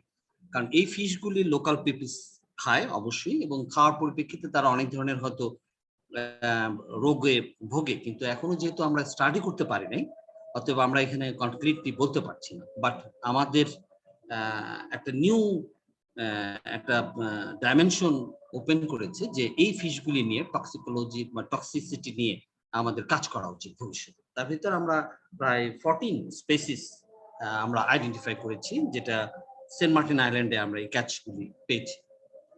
Taxonomy is a very difficult job, very simple job. দুটো জিনিস ট্যাক্সোনমিতে প্রয়োজন, একটা হচ্ছে প্যাশন্স আর একটা হচ্ছে চোখ। এই দুটো যদি থাকে তাহলে ট্যাক্সোনমিতে কাজ করতে হয়। এবং আমাদের যত কাজ, সব কাজগুলি ম্যাক্সিমামই হচ্ছে মরফোম্যানিস্টিক স্টাডির উপর ভিত্তি করে। যেহেতু মরফোম্যানিস্টিক স্টাডির উপর ভিত্তি করে প্রতিটা বৈশিষ্ট্য যদি প্রপারলি আমি আইডেন্টিফাই করতে না পারি, চোখ দিয়ে দেখতে না পারি, তাহলে যে কোনো সময় আমার এই আইডেন্টিফিকেশনটা মিস আইডেন্টিফিকেশন হয়ে যেতে পারে। এবং ট্যাক্সোনমির ক্ষেত্রে এটা খুবই স্বাভাবিক, এটা একটা অস্বাভাবিক কিছু না যে 10টা আপনি ট্যাক্সোনমিক স্টাডি করলেন, একটা মিস আইডেন্টিফিকেশন হয়ে যেতে পারে। এই জন্য খুব আমরা যে ক্যারেক্টারিস্টিক্স গুলি দেখি, টিথ দাঁতে কত সুন্দরভাবে সে ফিউজড হয়ে যে পাখির মতো একটা প্লেট তৈরি করেছে, ক্যানাইন তৈরি করেছে। এই জায়গাটা যে এই যে ছোট্ট একটা দাঁত, এই জায়গাটা যদি আমি ওভারলুক করে যাই, আমি কখনোই বুঝতে পারবো না যেখানে এটা একটা specific characters for identification as a fish. আমরা এই যে ব্যান্ডগুলি ব্যবহার করে থাকি, এই ব্যান্ডগুলো আমাদের আইডেন্টিফিকেশন টুলস হিসেবে ব্যবহার করে থাকি। তারপরে এখানে ক্যানাইনের বিভিন্ন পোর আছে, সেই পোরগুলো আমাদের আইডেন্টিফিকেশনে ব্যবহার করে থাকি। আমরা মরফোম্যানিস্টিক বিভিন্ন ক্যারেক্টারিস্টিক্স এর উপর ডিপেন্ড করেই আমরা এই ফিশগুলি আইডেন্টিফিকেশন করেছি। তার ভিতরে কয়েকটা জাস্ট ক্যারেক্টারিস্টিক্স খুব ইম্পর্টেন্ট, সেই জিনিসগুলি আমি শো করছি। আমাদের হেড স্পাইন আছে, তারপরে এখানে যে ব্রোচ যেগুলি আছে সেই জায়গাগুলিতে কোথায় এখানে ডিপ্রেশন আছে, সেই ব্ল্যান্টে পোস্টেরিয়র অ্যান্টাল ডিপ্রেশন, এই জায়গাতে ডিপ্রেশন। এইভাবে এই স্পেসিফিক ট্যাক্সোনমিক্যাল আমরা ফিশ আইডেন্টিফিকেশনের চেষ্টা করছি। আমাদের এর মধ্যে পাবলিকেশন হয়েছে new record of 2 lutjanus species, তারপরে হচ্ছে নিউ রেকর্ড অফ গোল্ডফিশ, তারপরে হচ্ছে first distributional record of 16 coral associated fish, then 12 recorded of coral associated fish. এই যে আমাদের স্টুডেন্টরা গত 5-6 বছর যে কাজ করেছে তার আউটপুট হচ্ছে এই publication. Then we also study on the parasite, fish parasite. এখন আমাদের এক ম্যাডাম, উনি আরো ডেপথে এই স্টাডিটা করছেন, ওনার পিএইচডি স্টাডি। সেই প্যারাসাইট, একটো প্যারাসাইট এবং এন্ডো প্যারাসাইট, এবং প্যারাসাইট গুলির আইডেন্টিফিকেশন ক্যারেক্টারিস্টিক্স কিভাবে, কোথা থেকে হুক, কোথায় এগ জন্মাচ্ছে, কোথায় তার স্ট্রাকচার, সেখান থেকে আমরা প্যারাসাইট গুলি স্ট্রাকচার করে থাকি। তার মাউথ কি অবস্থা, look around the mouth, oral ওভারিক skin, large postumate and the narrow part of the most. These are all the identification tools of the parasite. এবং এই যে গিলের ভিতরে এই জায়গাটা, এই যে প্যারাসাইট, এই যে এখানে প্যারাসাইট, একটু প্যারাসাইট গুলো খুব ইন্টারেস্টিং, যে খুব ডিফিকাল্ট একটু প্যারাসাইট, কিন্তু খুব প্যাশন্স নিয়ে যদি চোখ দিয়ে দেখা যায় তখন এই প্যারাসাইট গুলো আইডেন্টিফিকেশন করা যায়। Then we also studied the crab.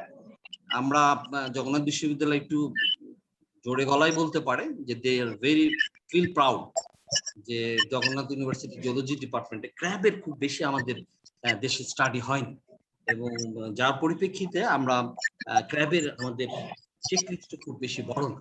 এরকম আমাদের চেকলিস্ট মাত্র 65। এখন আমরা স্পেসিস আইডেন্টিফিকেশন করছি 33, নিউ স্পেসিস পেয়েছি আমরা প্রায় 20, কিন্তু আমাদের এই স্টাডিগুলি based on the morphometric study.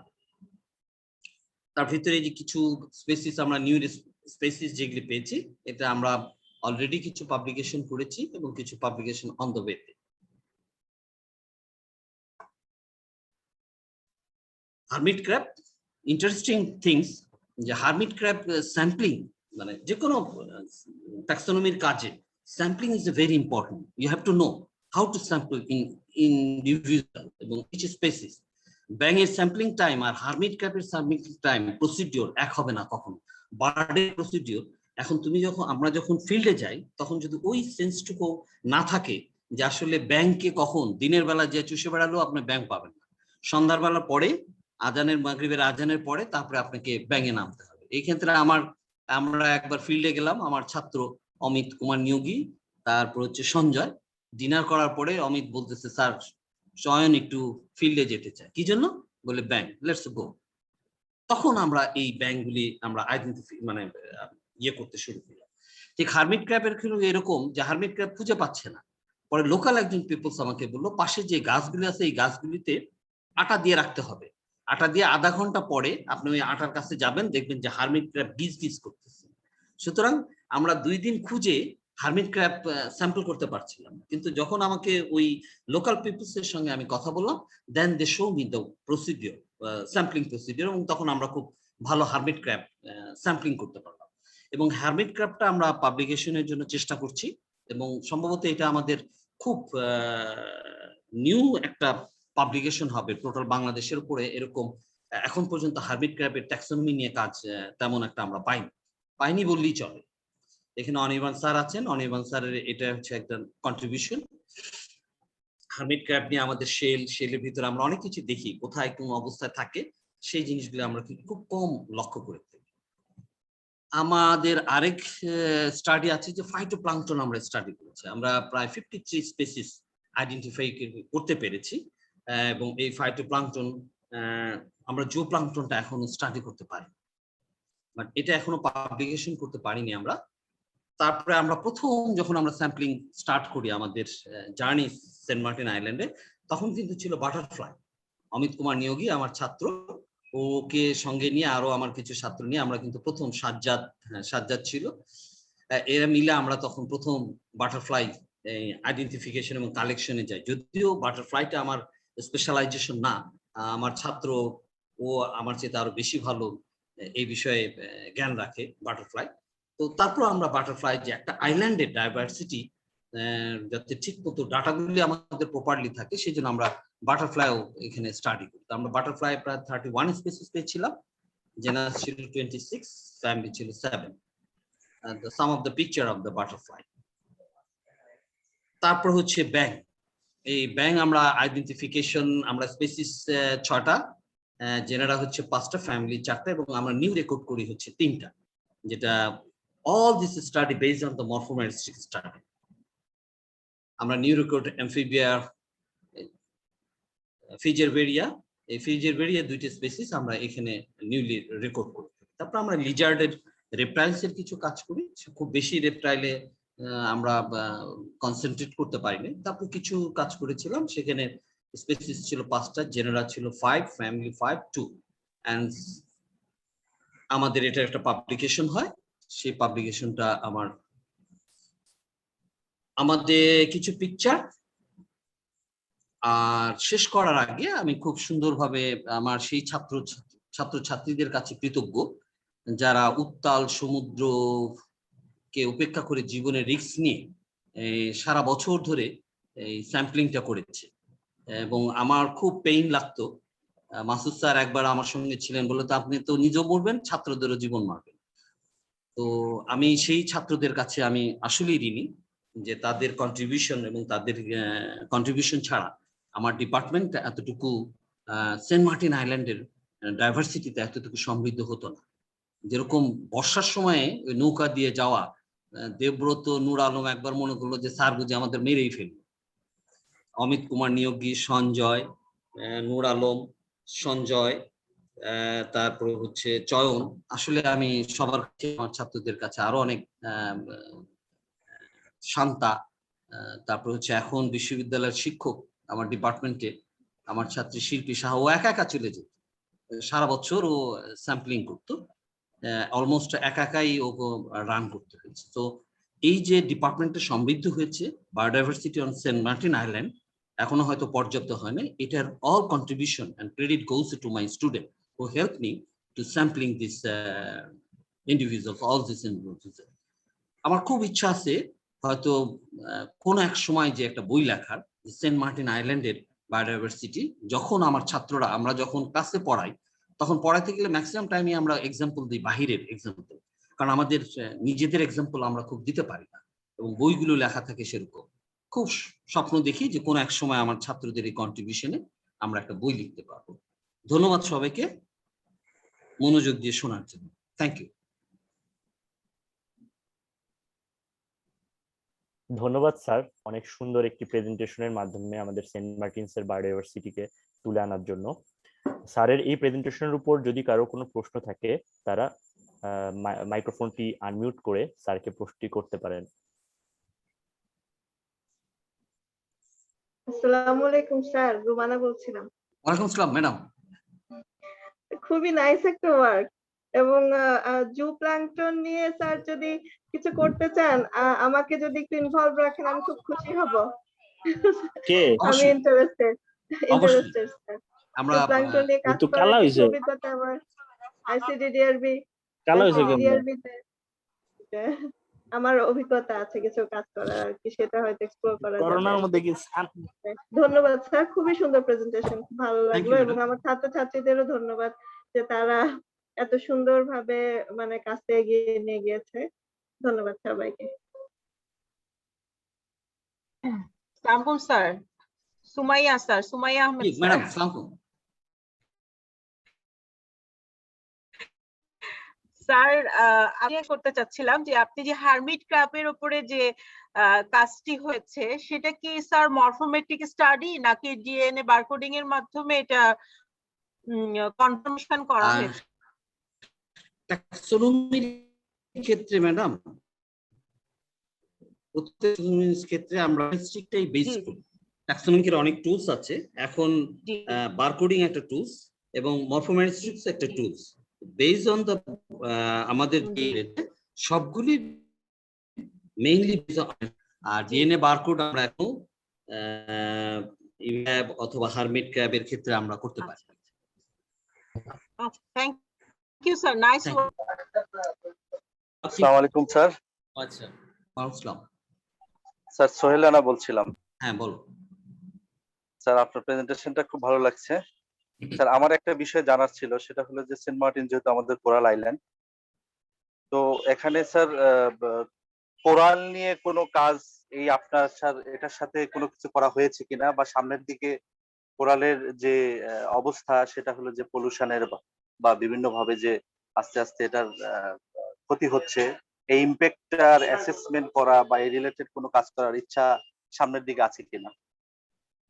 Thank you sir. একটু জটিল স্যাম্পলিংটা করা, মেইনলি সবচেয়ে জটিল হচ্ছে স্যাম্পলিং করা আর কোরাল আইডেন্টিফিকেশন। আমরা চেষ্টা করেছি, অনেকদিন ধরেই মাথায় আছে, কিন্তু এখন পর্যন্ত আমার সেই নলেজটা এখনো গ্যাদার করতে পারিনি, বিশেষ করে কোরাল আইডেন্টিফিকেশনের ক্ষেত্রে। বাট সামনে যদি কখনো অপরচুনিটি হয়, then we must try on it. বাকি স্যার, আপনি তো ছাত্রদেরকে ধন্যবাদ জানিয়েছেন, আমি ধন্যবাদ জানাই। আপনি 4টা নাম মনে হয় মিস করেছেন, শিরিন সুলতানা, তাহমিনা আক্তার, দেবব্রত দে এবং মিলন কুমার বিশ্বাস। ওদেরকেও একটু আপনার কাজের পক্ষ থেকে ধন্যবাদ হ্যাঁ, আমি ওই যে বললাম যে দ্রুত বলার জন্য হয়তো অনেকের নাম বাদ পড়ে গেছে, তো সবার কাছে আমি কৃতজ্ঞ। আসসালামু আলাইকুম স্যার। আমি স্যার ওয়ালাইকুম জাহিদুল আসসালাম। ইসলাম বলছিলাম, নবম ব্যাচ। বলো। স্যার সুন্দর কাজ হয়েছে আমাদের জগন্নাথ বিশ্ববিদ্যালয় থেকে, সবাই ভালো একটা আসেন মাটি নিয়ে অনেক কাজ করেছে। তো স্যার আমার একটা বিষয় জানার ছিল যে আমাদের যে স্যাম্পল গুলো কালেক্ট করছে এটার যদি একটা মানে আমাদের ভাউচার স্পেসিমেন আমাদের ডিপার্টমেন্টে অর্গানাইজ ভাবে রাখা যেত তাহলে ভবিষ্যতে সবাই আর কি উপকৃত হতো আর কি। তো বিষয়টা স্যার গুরুত্ব সহকারে দেখবেন স্যার। হ্যাঁ, আমরা এই জিনিসটা খেয়াল রাখছি, আমরা চেষ্টা করছি। ধন্যবাদ স্যার, অসম্ভব সুন্দর একটি প্রেজেন্টেশন দেওয়ার জন্য এবং সবার প্রশ্নের উত্তর দেওয়ার জন্য। অনুষ্ঠানের এই পর্যায়ে আমাদের মাঝে বক্তব্য প্রদান করবেন আজকের অনুষ্ঠানের প্রধান অতিথি প্রফেসর ডক্টর মোহাম্মদ কাউসার আহমেদ, সমুদ্রবিজ্ঞান বিভাগ, ঢাকা বিশ্ববিদ্যালয়, এবং সম্মানিত dean, faculty of arts and environmental sciences, Dhaka বিশ্ববিদ্যালয়। Professor doctor Mohammad Kawsar Ahmed sir Dhaka বিশ্ববিদ্যালয় সমুদ্রবিজ্ঞান বিভাগের প্রতিষ্ঠাতা চেয়ারম্যান হিসেবে দায়িত্ব পালন করেছেন। তিনি গবেষণা ক্ষেত্রে অবদানের জন্য ইউজিসি প্রেসিডেন্ট গোল্ড মেডেল সহ অসংখ্য জাতীয় এবং আন্তর্জাতিক পুরস্কারে ভূষিত হয়েছেন। স্যারকে অনুরোধ করব আমাদের মাঝে কিছু বলার জন্য। ধন্যবাদ।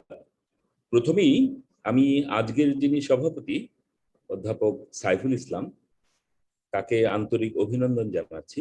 তার নেতৃত্বে এবং তার বিভাগে তার ডিন হিসেবে এবং বিভাগের চেয়ারম্যান হিসেবে উনি যে দায়িত্ব পালন করছেন একনিষ্ঠভাবে, তার শারীরিক এই অবস্থার মধ্যেও তাকে সেই জন্য আমি আন্তরিক ধন্যবাদ জানাই।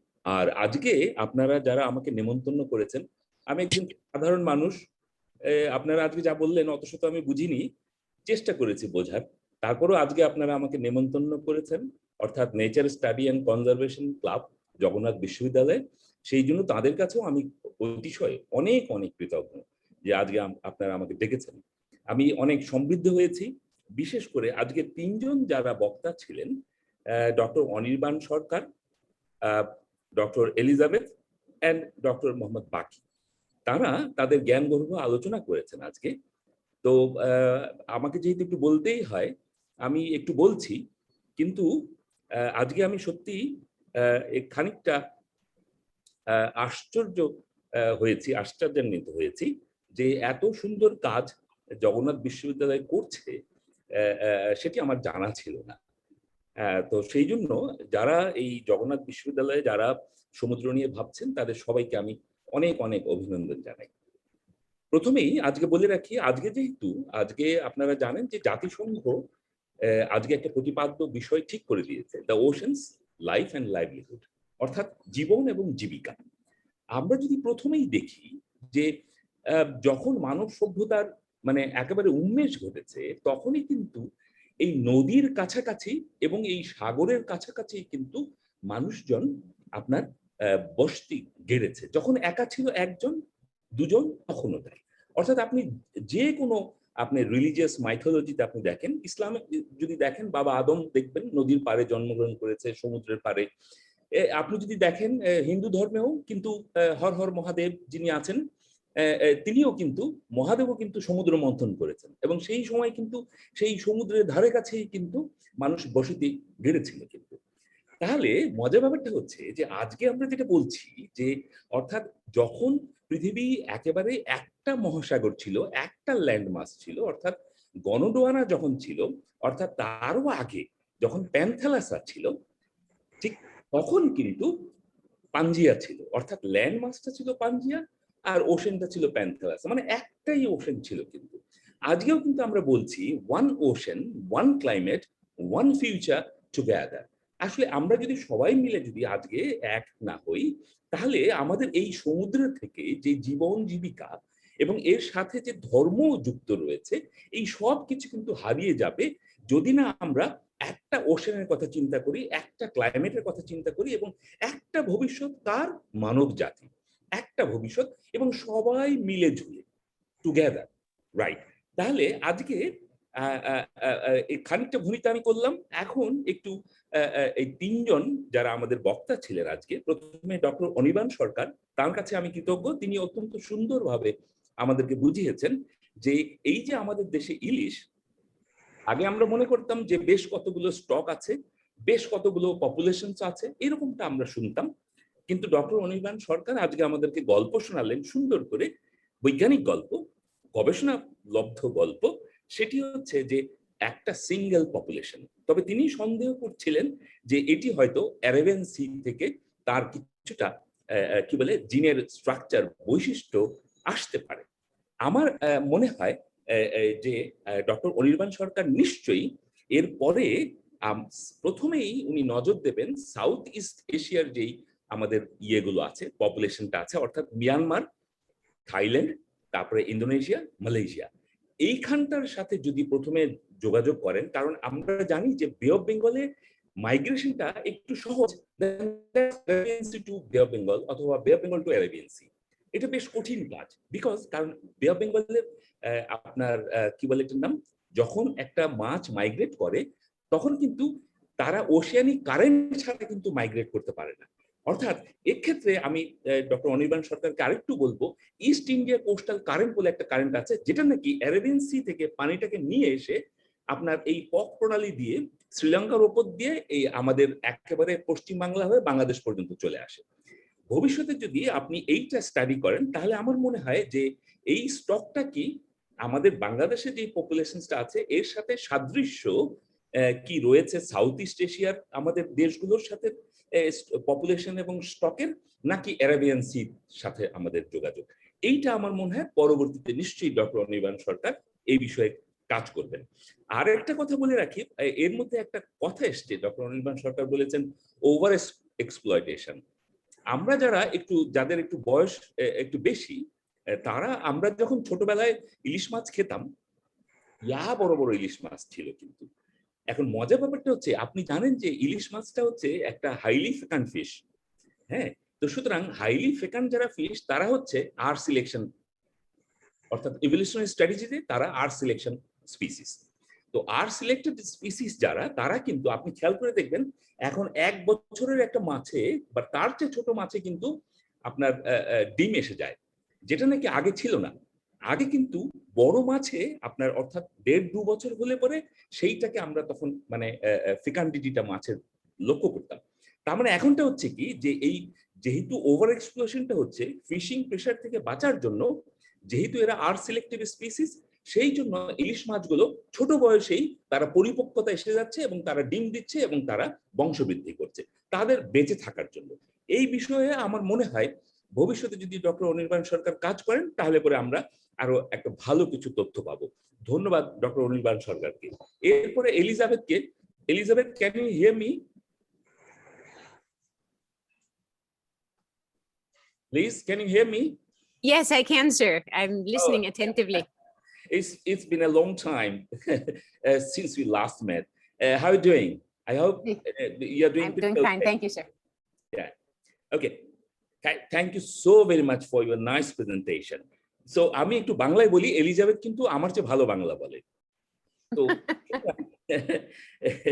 সুতরাং এলিজাবেথ যেটি বলেছেন সেটা, উনি আমাদের ওশেন যে জায়ান্টস আছে, এই জায়ান্টসদের সম্পর্কে বাংলাদেশে উপকূলে এবং বাংলাদেশের সমুদ্র সীমায় যে জায়ান্টস পাওয়া যায় তাদের সম্পর্কে খানিকটা বর্ণনা করেছেন। সবচেয়ে বেশি বর্ণনা করেছেন উনি শার্কস এন্ড রেইজের ব্যাপারে এবং একটু বলেছেন ওয়েলের ব্যাপারে। তো আমার মনে হয় যে এলিজাবেথ আমার চেয়ে ভালো বলতে পারবে। সোয়াচ অফ নো গ্রাউন্ডের কাছে সম্ভবত ব্রাইটস ওয়েলটাকে আমরা দেখি, কি এলিজাবেথ?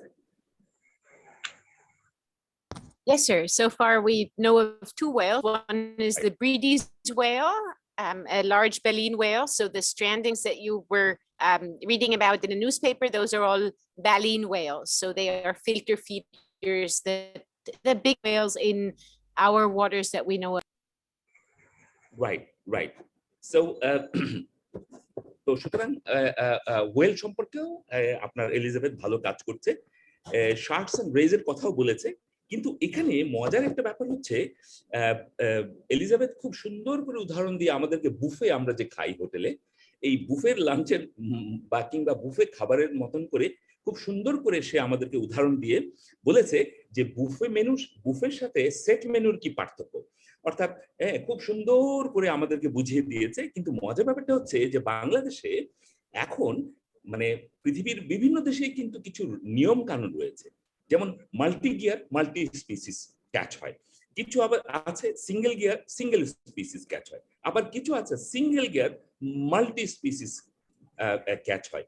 এবং বাংলাদেশে এই যে শার্কস এন্ড রেস গুলো এরা কিন্তু কিছু আছে ওরা ইন্টেনশনালি ধরে, অর্থাৎ সিঙ্গেল গিয়ার দিয়ে মাল্টিপল স্পিসিস ধরে, কিছু আছে ওদের জালে হঠাৎ করে এসে পড়ে। সে যাই হোক না কেন, এলিজাবেথ খুব সুন্দর করে বুঝিয়েছেন যে আমাদেরকে যদি এই বায়োডাইভার্সিটি লস থেকে বাঁচতে হয়, এই প্রাণীগুলোকে বাঁচাতে হয়, তাহলে পরে আমাদের যে কাজটি করতে হবে, আমাদের আসলে যে চিন্তার যে জায়গাটা, অর্থাৎ আমাদের এই এই এই চিন্তার জায়গাটা থেকে আমাদেরকে একটু হটে এসে আসতে হবে। অর্থাৎ কিন্তু মজার ব্যাপারটা হচ্ছে এখানে কিন্তু একটু অসুবিধা আছে, সেটা হচ্ছে যে আমাদের বাংলাদেশ গরিব দেশ। এখন যখন একটা গ্রুপ জেলে একটা নৌকা নিয়ে যখন মাছ ধরতে যায়, আপনি জানেন যে যদি সেটা মেকানাইজড বোট হয় তাহলে পরে তার কয়েক লক্ষ টাকার তেল লাগে কিন্তু 10 থেকে 15 দিন। সে যদি খালি হাতে ফিরে আসে, এলিজাবেথ বলেছে যে দাদনদার তাকে পিটিয়ে মেরে ফেলবে, তার জাল টাল যা আছে, তার বাড়ি ঘরদর সব প্রয়োগ করে নিয়ে যাবে, ইভেন কি তাকেও শারীরিকভাবে তাকেও ক্ষতিগ্রস্ত করবে। এখন মজার ব্যাপারটা হচ্ছে জীবন জীবিকা, এখন পরিবেশকে কখন তারা শ্রদ্ধা করবে, যখন নাকি সে খালি হাতে ফিরে আসবে না। এখন যদি একটা মেকানাইজড বোট নিয়ে যায়, সে বাধ্য হয়ে তখন কি করে, সে তখন আইনকে অশ্রদ্ধা করে সে তখন নিয়ে চলে আসে। কিংবা যদি সেটা আর্টিসানাল ফিশারম্যান হয়, আর্টিসানাল ছোট ডিঙ্গি নৌকা নিয়ে যদি সে সমুদ্রে যায়, তাও কিন্তু সে যদি ফিরে আসে তার বউ বাচ্চারা কিন্তু না খেয়ে থাকবে। ফলে এইটা একটা ট্রেড অফ, ইংরেজিতে যেটাকে আমরা বলি ট্রেড অফ। হ্যাঁ, এইটা আপনার পভার্টির সাথে, হাঙ্গারের সাথে, ইকোসিস্টেম ডিগ্রেডেশনের সাথে, ইকোলজিক্যাল ডিগ্রেডেশনের সাথে, এনভায়রনমেন্টাল ডিগ্রেডেশনের সাথে, বায়োলজিক্যাল কনজারভেশনের সাথে একটা ট্রেড অফ। তো এই জিনিসটা খুব ডেলিকেট একটা ব্যালেন্স, এইটা সরকারকে চিন্তা করতে হবে। আর যারা ডেভেলপমেন্ট প্র্যাকটিশনার্স আছে, যেমন এলিজাবেথ আছে, ওরা কাজ করছে খুব সুন্দর। এইটার মধ্যে একটা মেলবন্ধন করে একটা সুন্দর একটা পলিসি আমাদেরকে পার করতে হবে। তাহলে পরেই যে আমাদের এই যে কনজারভেশন যে এফেক্ট আছে বা কনজারভেশনের যে প্ল্যান আছে, সেইটা সুন্দর বাস্তব রূপান্তরিত হবে। ধন্যবাদ এলিজাবেথকে, আপনি খুব সুন্দর করে বলেছেন আমাদেরকে।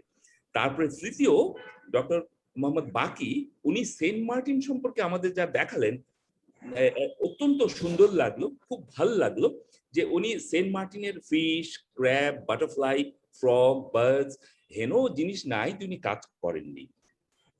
ফাইটোপ্ল্যাঙ্কটনও করেছেন, জুওপ্ল্যাঙ্কটনও করেছেন, তবে খানিকটা নাকি কম করেছেন। কি কম আমি ঠিক বুঝতে পারলাম না, আমার তো মনে হয় যে সবই করে ফেলেছেন উনি, এখন আর কিছু করবার মনে হয় কিছু বাকি টাকি নেই। সেই জন্য এই প্রফেসর বাকিকে অনেক ধন্যবাদ যে উনি অনেক কষ্ট করে এই মরফোমেরিস্টিক ডেটা দিয়ে উনি বেশ কিছু স্পিসিস নতুন রেকর্ড, যেগুলো আগে রেকর্ড ছিল না, সেগুলো উনি আমাদেরকে তুলে ধরেছেন আমাদের সামনে, এবং সেন্ট মার্টিন সম্পর্কেও আমাদেরকে উৎসাহিত করেছেন। এবং ভবিষ্যৎ আমাদের যারা প্রজন্ম আছে, আজকে যারা আমাদের নবীন প্রজন্ম আছে, আজকে যারা আমাদের এই শিক্ষা গ্রহণ করছেন প্রাণীবিদ্যা বিভাগে জগন্নাথ বিশ্ববিদ্যালয়ে, কিংবা যারা শিক্ষিত প্রশিক্ষিত হয়ে অন্য জায়গায় কাজ করছেন গবেষক হিসেবে, তাদেরকেও অনুপ্রাণিত করবে আমার মনে হয় যে প্রফেসর বাকির সেই কাজ। তো আজকে আমি আর আমার বক্তব্য দীর্ঘায়িত করব না। এই doctor Anirban Sarkar, doctor Elizabeth এবং প্রফেসর মোহাম্মদ বাকি, তাদের সবাইকেই আন্তরিকভাবে অভিনন্দন জানাচ্ছি। অত্যন্ত সুন্দর করে আজকের এই এই এই ওশেন ডেতে একটা সুন্দর জীবন এবং জীবিকার কথা বলেছেন। অর্থাৎ আমি আরেকটু এলিজাবেথকে আরেকটা কথা বলতে চাই। এলিজাবেথ যদিও বাংলাদেশ সম্পর্কে অনেক ভালো জানে, জীবন এবং জীবিকার সাথে এই যে ট্রেড অফটা আছে, এইটা নিয়ে খানিকটা যদি ভেবে সুন্দর করে যদি আমাদের কনজারভেশন প্ল্যানটাকে উনি ডেভেলপমেন্ট প্র্যাকটিশনার হিসেবে, কনজারভেশনিস্ট হিসেবে, খানিকটা অ্যাক্টিভিস্ট হিসেবে আমি বলবো, যদি করেন তাহলে মনে হয় আমাদের সরকার এবং আমরা উপকৃত হব, আমাদের বাংলাদেশও উপকৃত হবে। আজকে আমাদের যে রয়েছেন প্রফেসর ডক্টর মোহাম্মদ সাইফুল ইসলাম, তিনি আজকে আমাদের সম্মানিত সভাপতি, তাকেও সশ্রদ্ধ অভিনন্দন জানিয়ে, সবাইকে অভিনন্দন জানিয়ে, এবং যারা নেচার স্টাডি এবং কনজারভেশন ক্লাবের যারা সদস্য, যারা আমাকে মনে করেছে যে আজকে আমি অতিথি হিসেবে আপনাদের সাথে থাকতে পারবো, এইরকমটা ভাবার জন্য আপনাদেরকে অনেক অনেক ধন্যবাদ, অনেক অশেষ অশেষ কৃতজ্ঞতা। ধন্যবাদ। আসসালামু আলাইকুম। ধন্যবাদ স্যার, অসম্ভব সুন্দরভাবে আমাদের সামনে আমাদের আলোচকদের বিষয়গুলোকে উপস্থাপন করলেন পুনরায়, এবং স্যারের প্রতি কৃতজ্ঞতা। স্যার তার ব্যস্ততার মধ্যে আমাদেরকে সময় দিয়েছেন। অনুষ্ঠানের এ পর্যায়ে আমাদের মাঝে বক্তব্য প্রদান করবেন এবং আজকের অনুষ্ঠানের সমাপনী ঘোষণা করবেন আজকের অনুষ্ঠানের সভাপতি, জগন্নাথ বিশ্ববিদ্যালয় লাইফ অ্যান্ড আর্ট সায়েন্স অনুষদের সম্মানিত ডিন ও প্রাণীবিদ্যা বিভাগের চেয়ারম্যান অধ্যাপক ডক্টর মোহাম্মদ সাইফুল ইসলাম, যার প্রত্যক্ষ নির্দেশনায় এবং ঐকান্তিক প্রচেষ্টার ফলে nature study and conservation club department of geology Jagannath university আজকের পর্যায়ে আসতে পেরেছে। ধন্যবাদ। আজকের অনুষ্ঠানের সম্মানিত প্রধান অতিথি, আমার বন্ধু, প্রিয়তম বন্ধু প্রফেসর ডক্টর কাউসার আহমেদ, আলোচক বৃন্দ doctor Anirban Sarkar, doctor Elizabeth Fahrni, professor doctor Abdul Baki সহ উপস্থিত আমার প্রিয় সহকর্মী বৃন্দ ও প্রিয় ছাত্র ছাত্রী বৃন্দ, সবাইকে শুভ সন্ধ্যা। আসলে আমাদের আলোচকদের দীর্ঘ সময় বিস্তারিত প্রেজেন্টেশনের ফলে আমি নিশ্চিত অনেকের মধ্যে ধৈর্যহীনতা ঘটেছে। আমি দীর্ঘক্ষণ কথা বলবো না, আমি শুধু মেরিন ইকোসিস্টেম কনজারভেশনের উপরে অল্প কয়েকটা কথা বলবো। আমরা জানি এই পৃথিবী নামক গ্রহের more than 70% area হচ্ছে covered by ocean। তার মধ্যে পৃথিবীর বায়োডাইভার্সিটি অধিকাংশ বায়োডাইভার্সিটি যেমন প্রাণী, উদ্ভিদ এবং অন্যান্য অর্গানিজম এই ওশানের মধ্যে থাকে। কিন্তু দুর্ভাগ্যজনক হলেও সত্য যে আমরা মানুষেরা এই মেরিন রিসোর্সকে আমরা নিজেদের প্রয়োজনে এমন ভাবে ওভার এক্সট্রাকশন করছি, যেমন উদাহরণস্বরূপ বড় মাছের মধ্যে প্রায় 90% ফিশ পপুলেশন অলরেডি destroyed এবং more than 50% coral reefs also already destroyed। সুতরাং এই অবস্থা থেকে রক্ষা করার জন্য আমাদের মেরিন ইকোসিস্টেমকে কনজার্ভ করতে হবে, এবং এই কারণেই প্রতি বছর 8ই জুন ওয়ার্ল্ড ওশান ডে উদযাপন করা হয়ে থাকে। মূল উদ্দেশ্য হচ্ছে পৃথিবীবাসীকে জানান দেওয়া যে এই মেরিন ইকোসিস্টেম থেকে আমরা বিভিন্ন মেরিন রিসোর্স যেমন আহরণ করছি, একটা সীমিত পরিমাণে এই রিসোর্স আহরণ না করলে এবং এই সমুদ্রকে বিভিন্ন প্রকার পলিউশন তথা কেমিক্যাল পলিউশন এবং প্লাস্টিক জাতীয় দ্রব্যাদি পলিউশন থেকে রক্ষা না করলে একদিন এই সমুদ্র থেকে অনেক বায়োডাইভার্সিটি আরো অনেক বায়োডাইভার্সিটি হারিয়ে যাবে। আর আমরা জানি এই সমুদ্রকে এই সমুদ্র more than 50% oxygen of this planet is produced by the oceans. এই কারণে এই ওশানকে পৃথিবীর ফুসফুস বলা হয়ে থাকে। আর মানুষের ফুসফুসের মধ্যে যদি পলিউশন ঘটে রোগ বাড়াই দেখা দিবে। সুতরাং পৃথিবীর ফুসফুসকে আমরা যদি রোগগ্রস্ত জরাগ্রস্ত করে ফেলি তাহলে আলটিমেটলি পৃথিবীর পরিবেশ নষ্ট হয়ে যাবে। সুতরাং সে অবস্থা থেকে আমরা বলতে পারি যে অলরেডি আমরা ওশান এর অবস্থাকে 12টা বাজিয়ে ফেলেছি। সুতরাং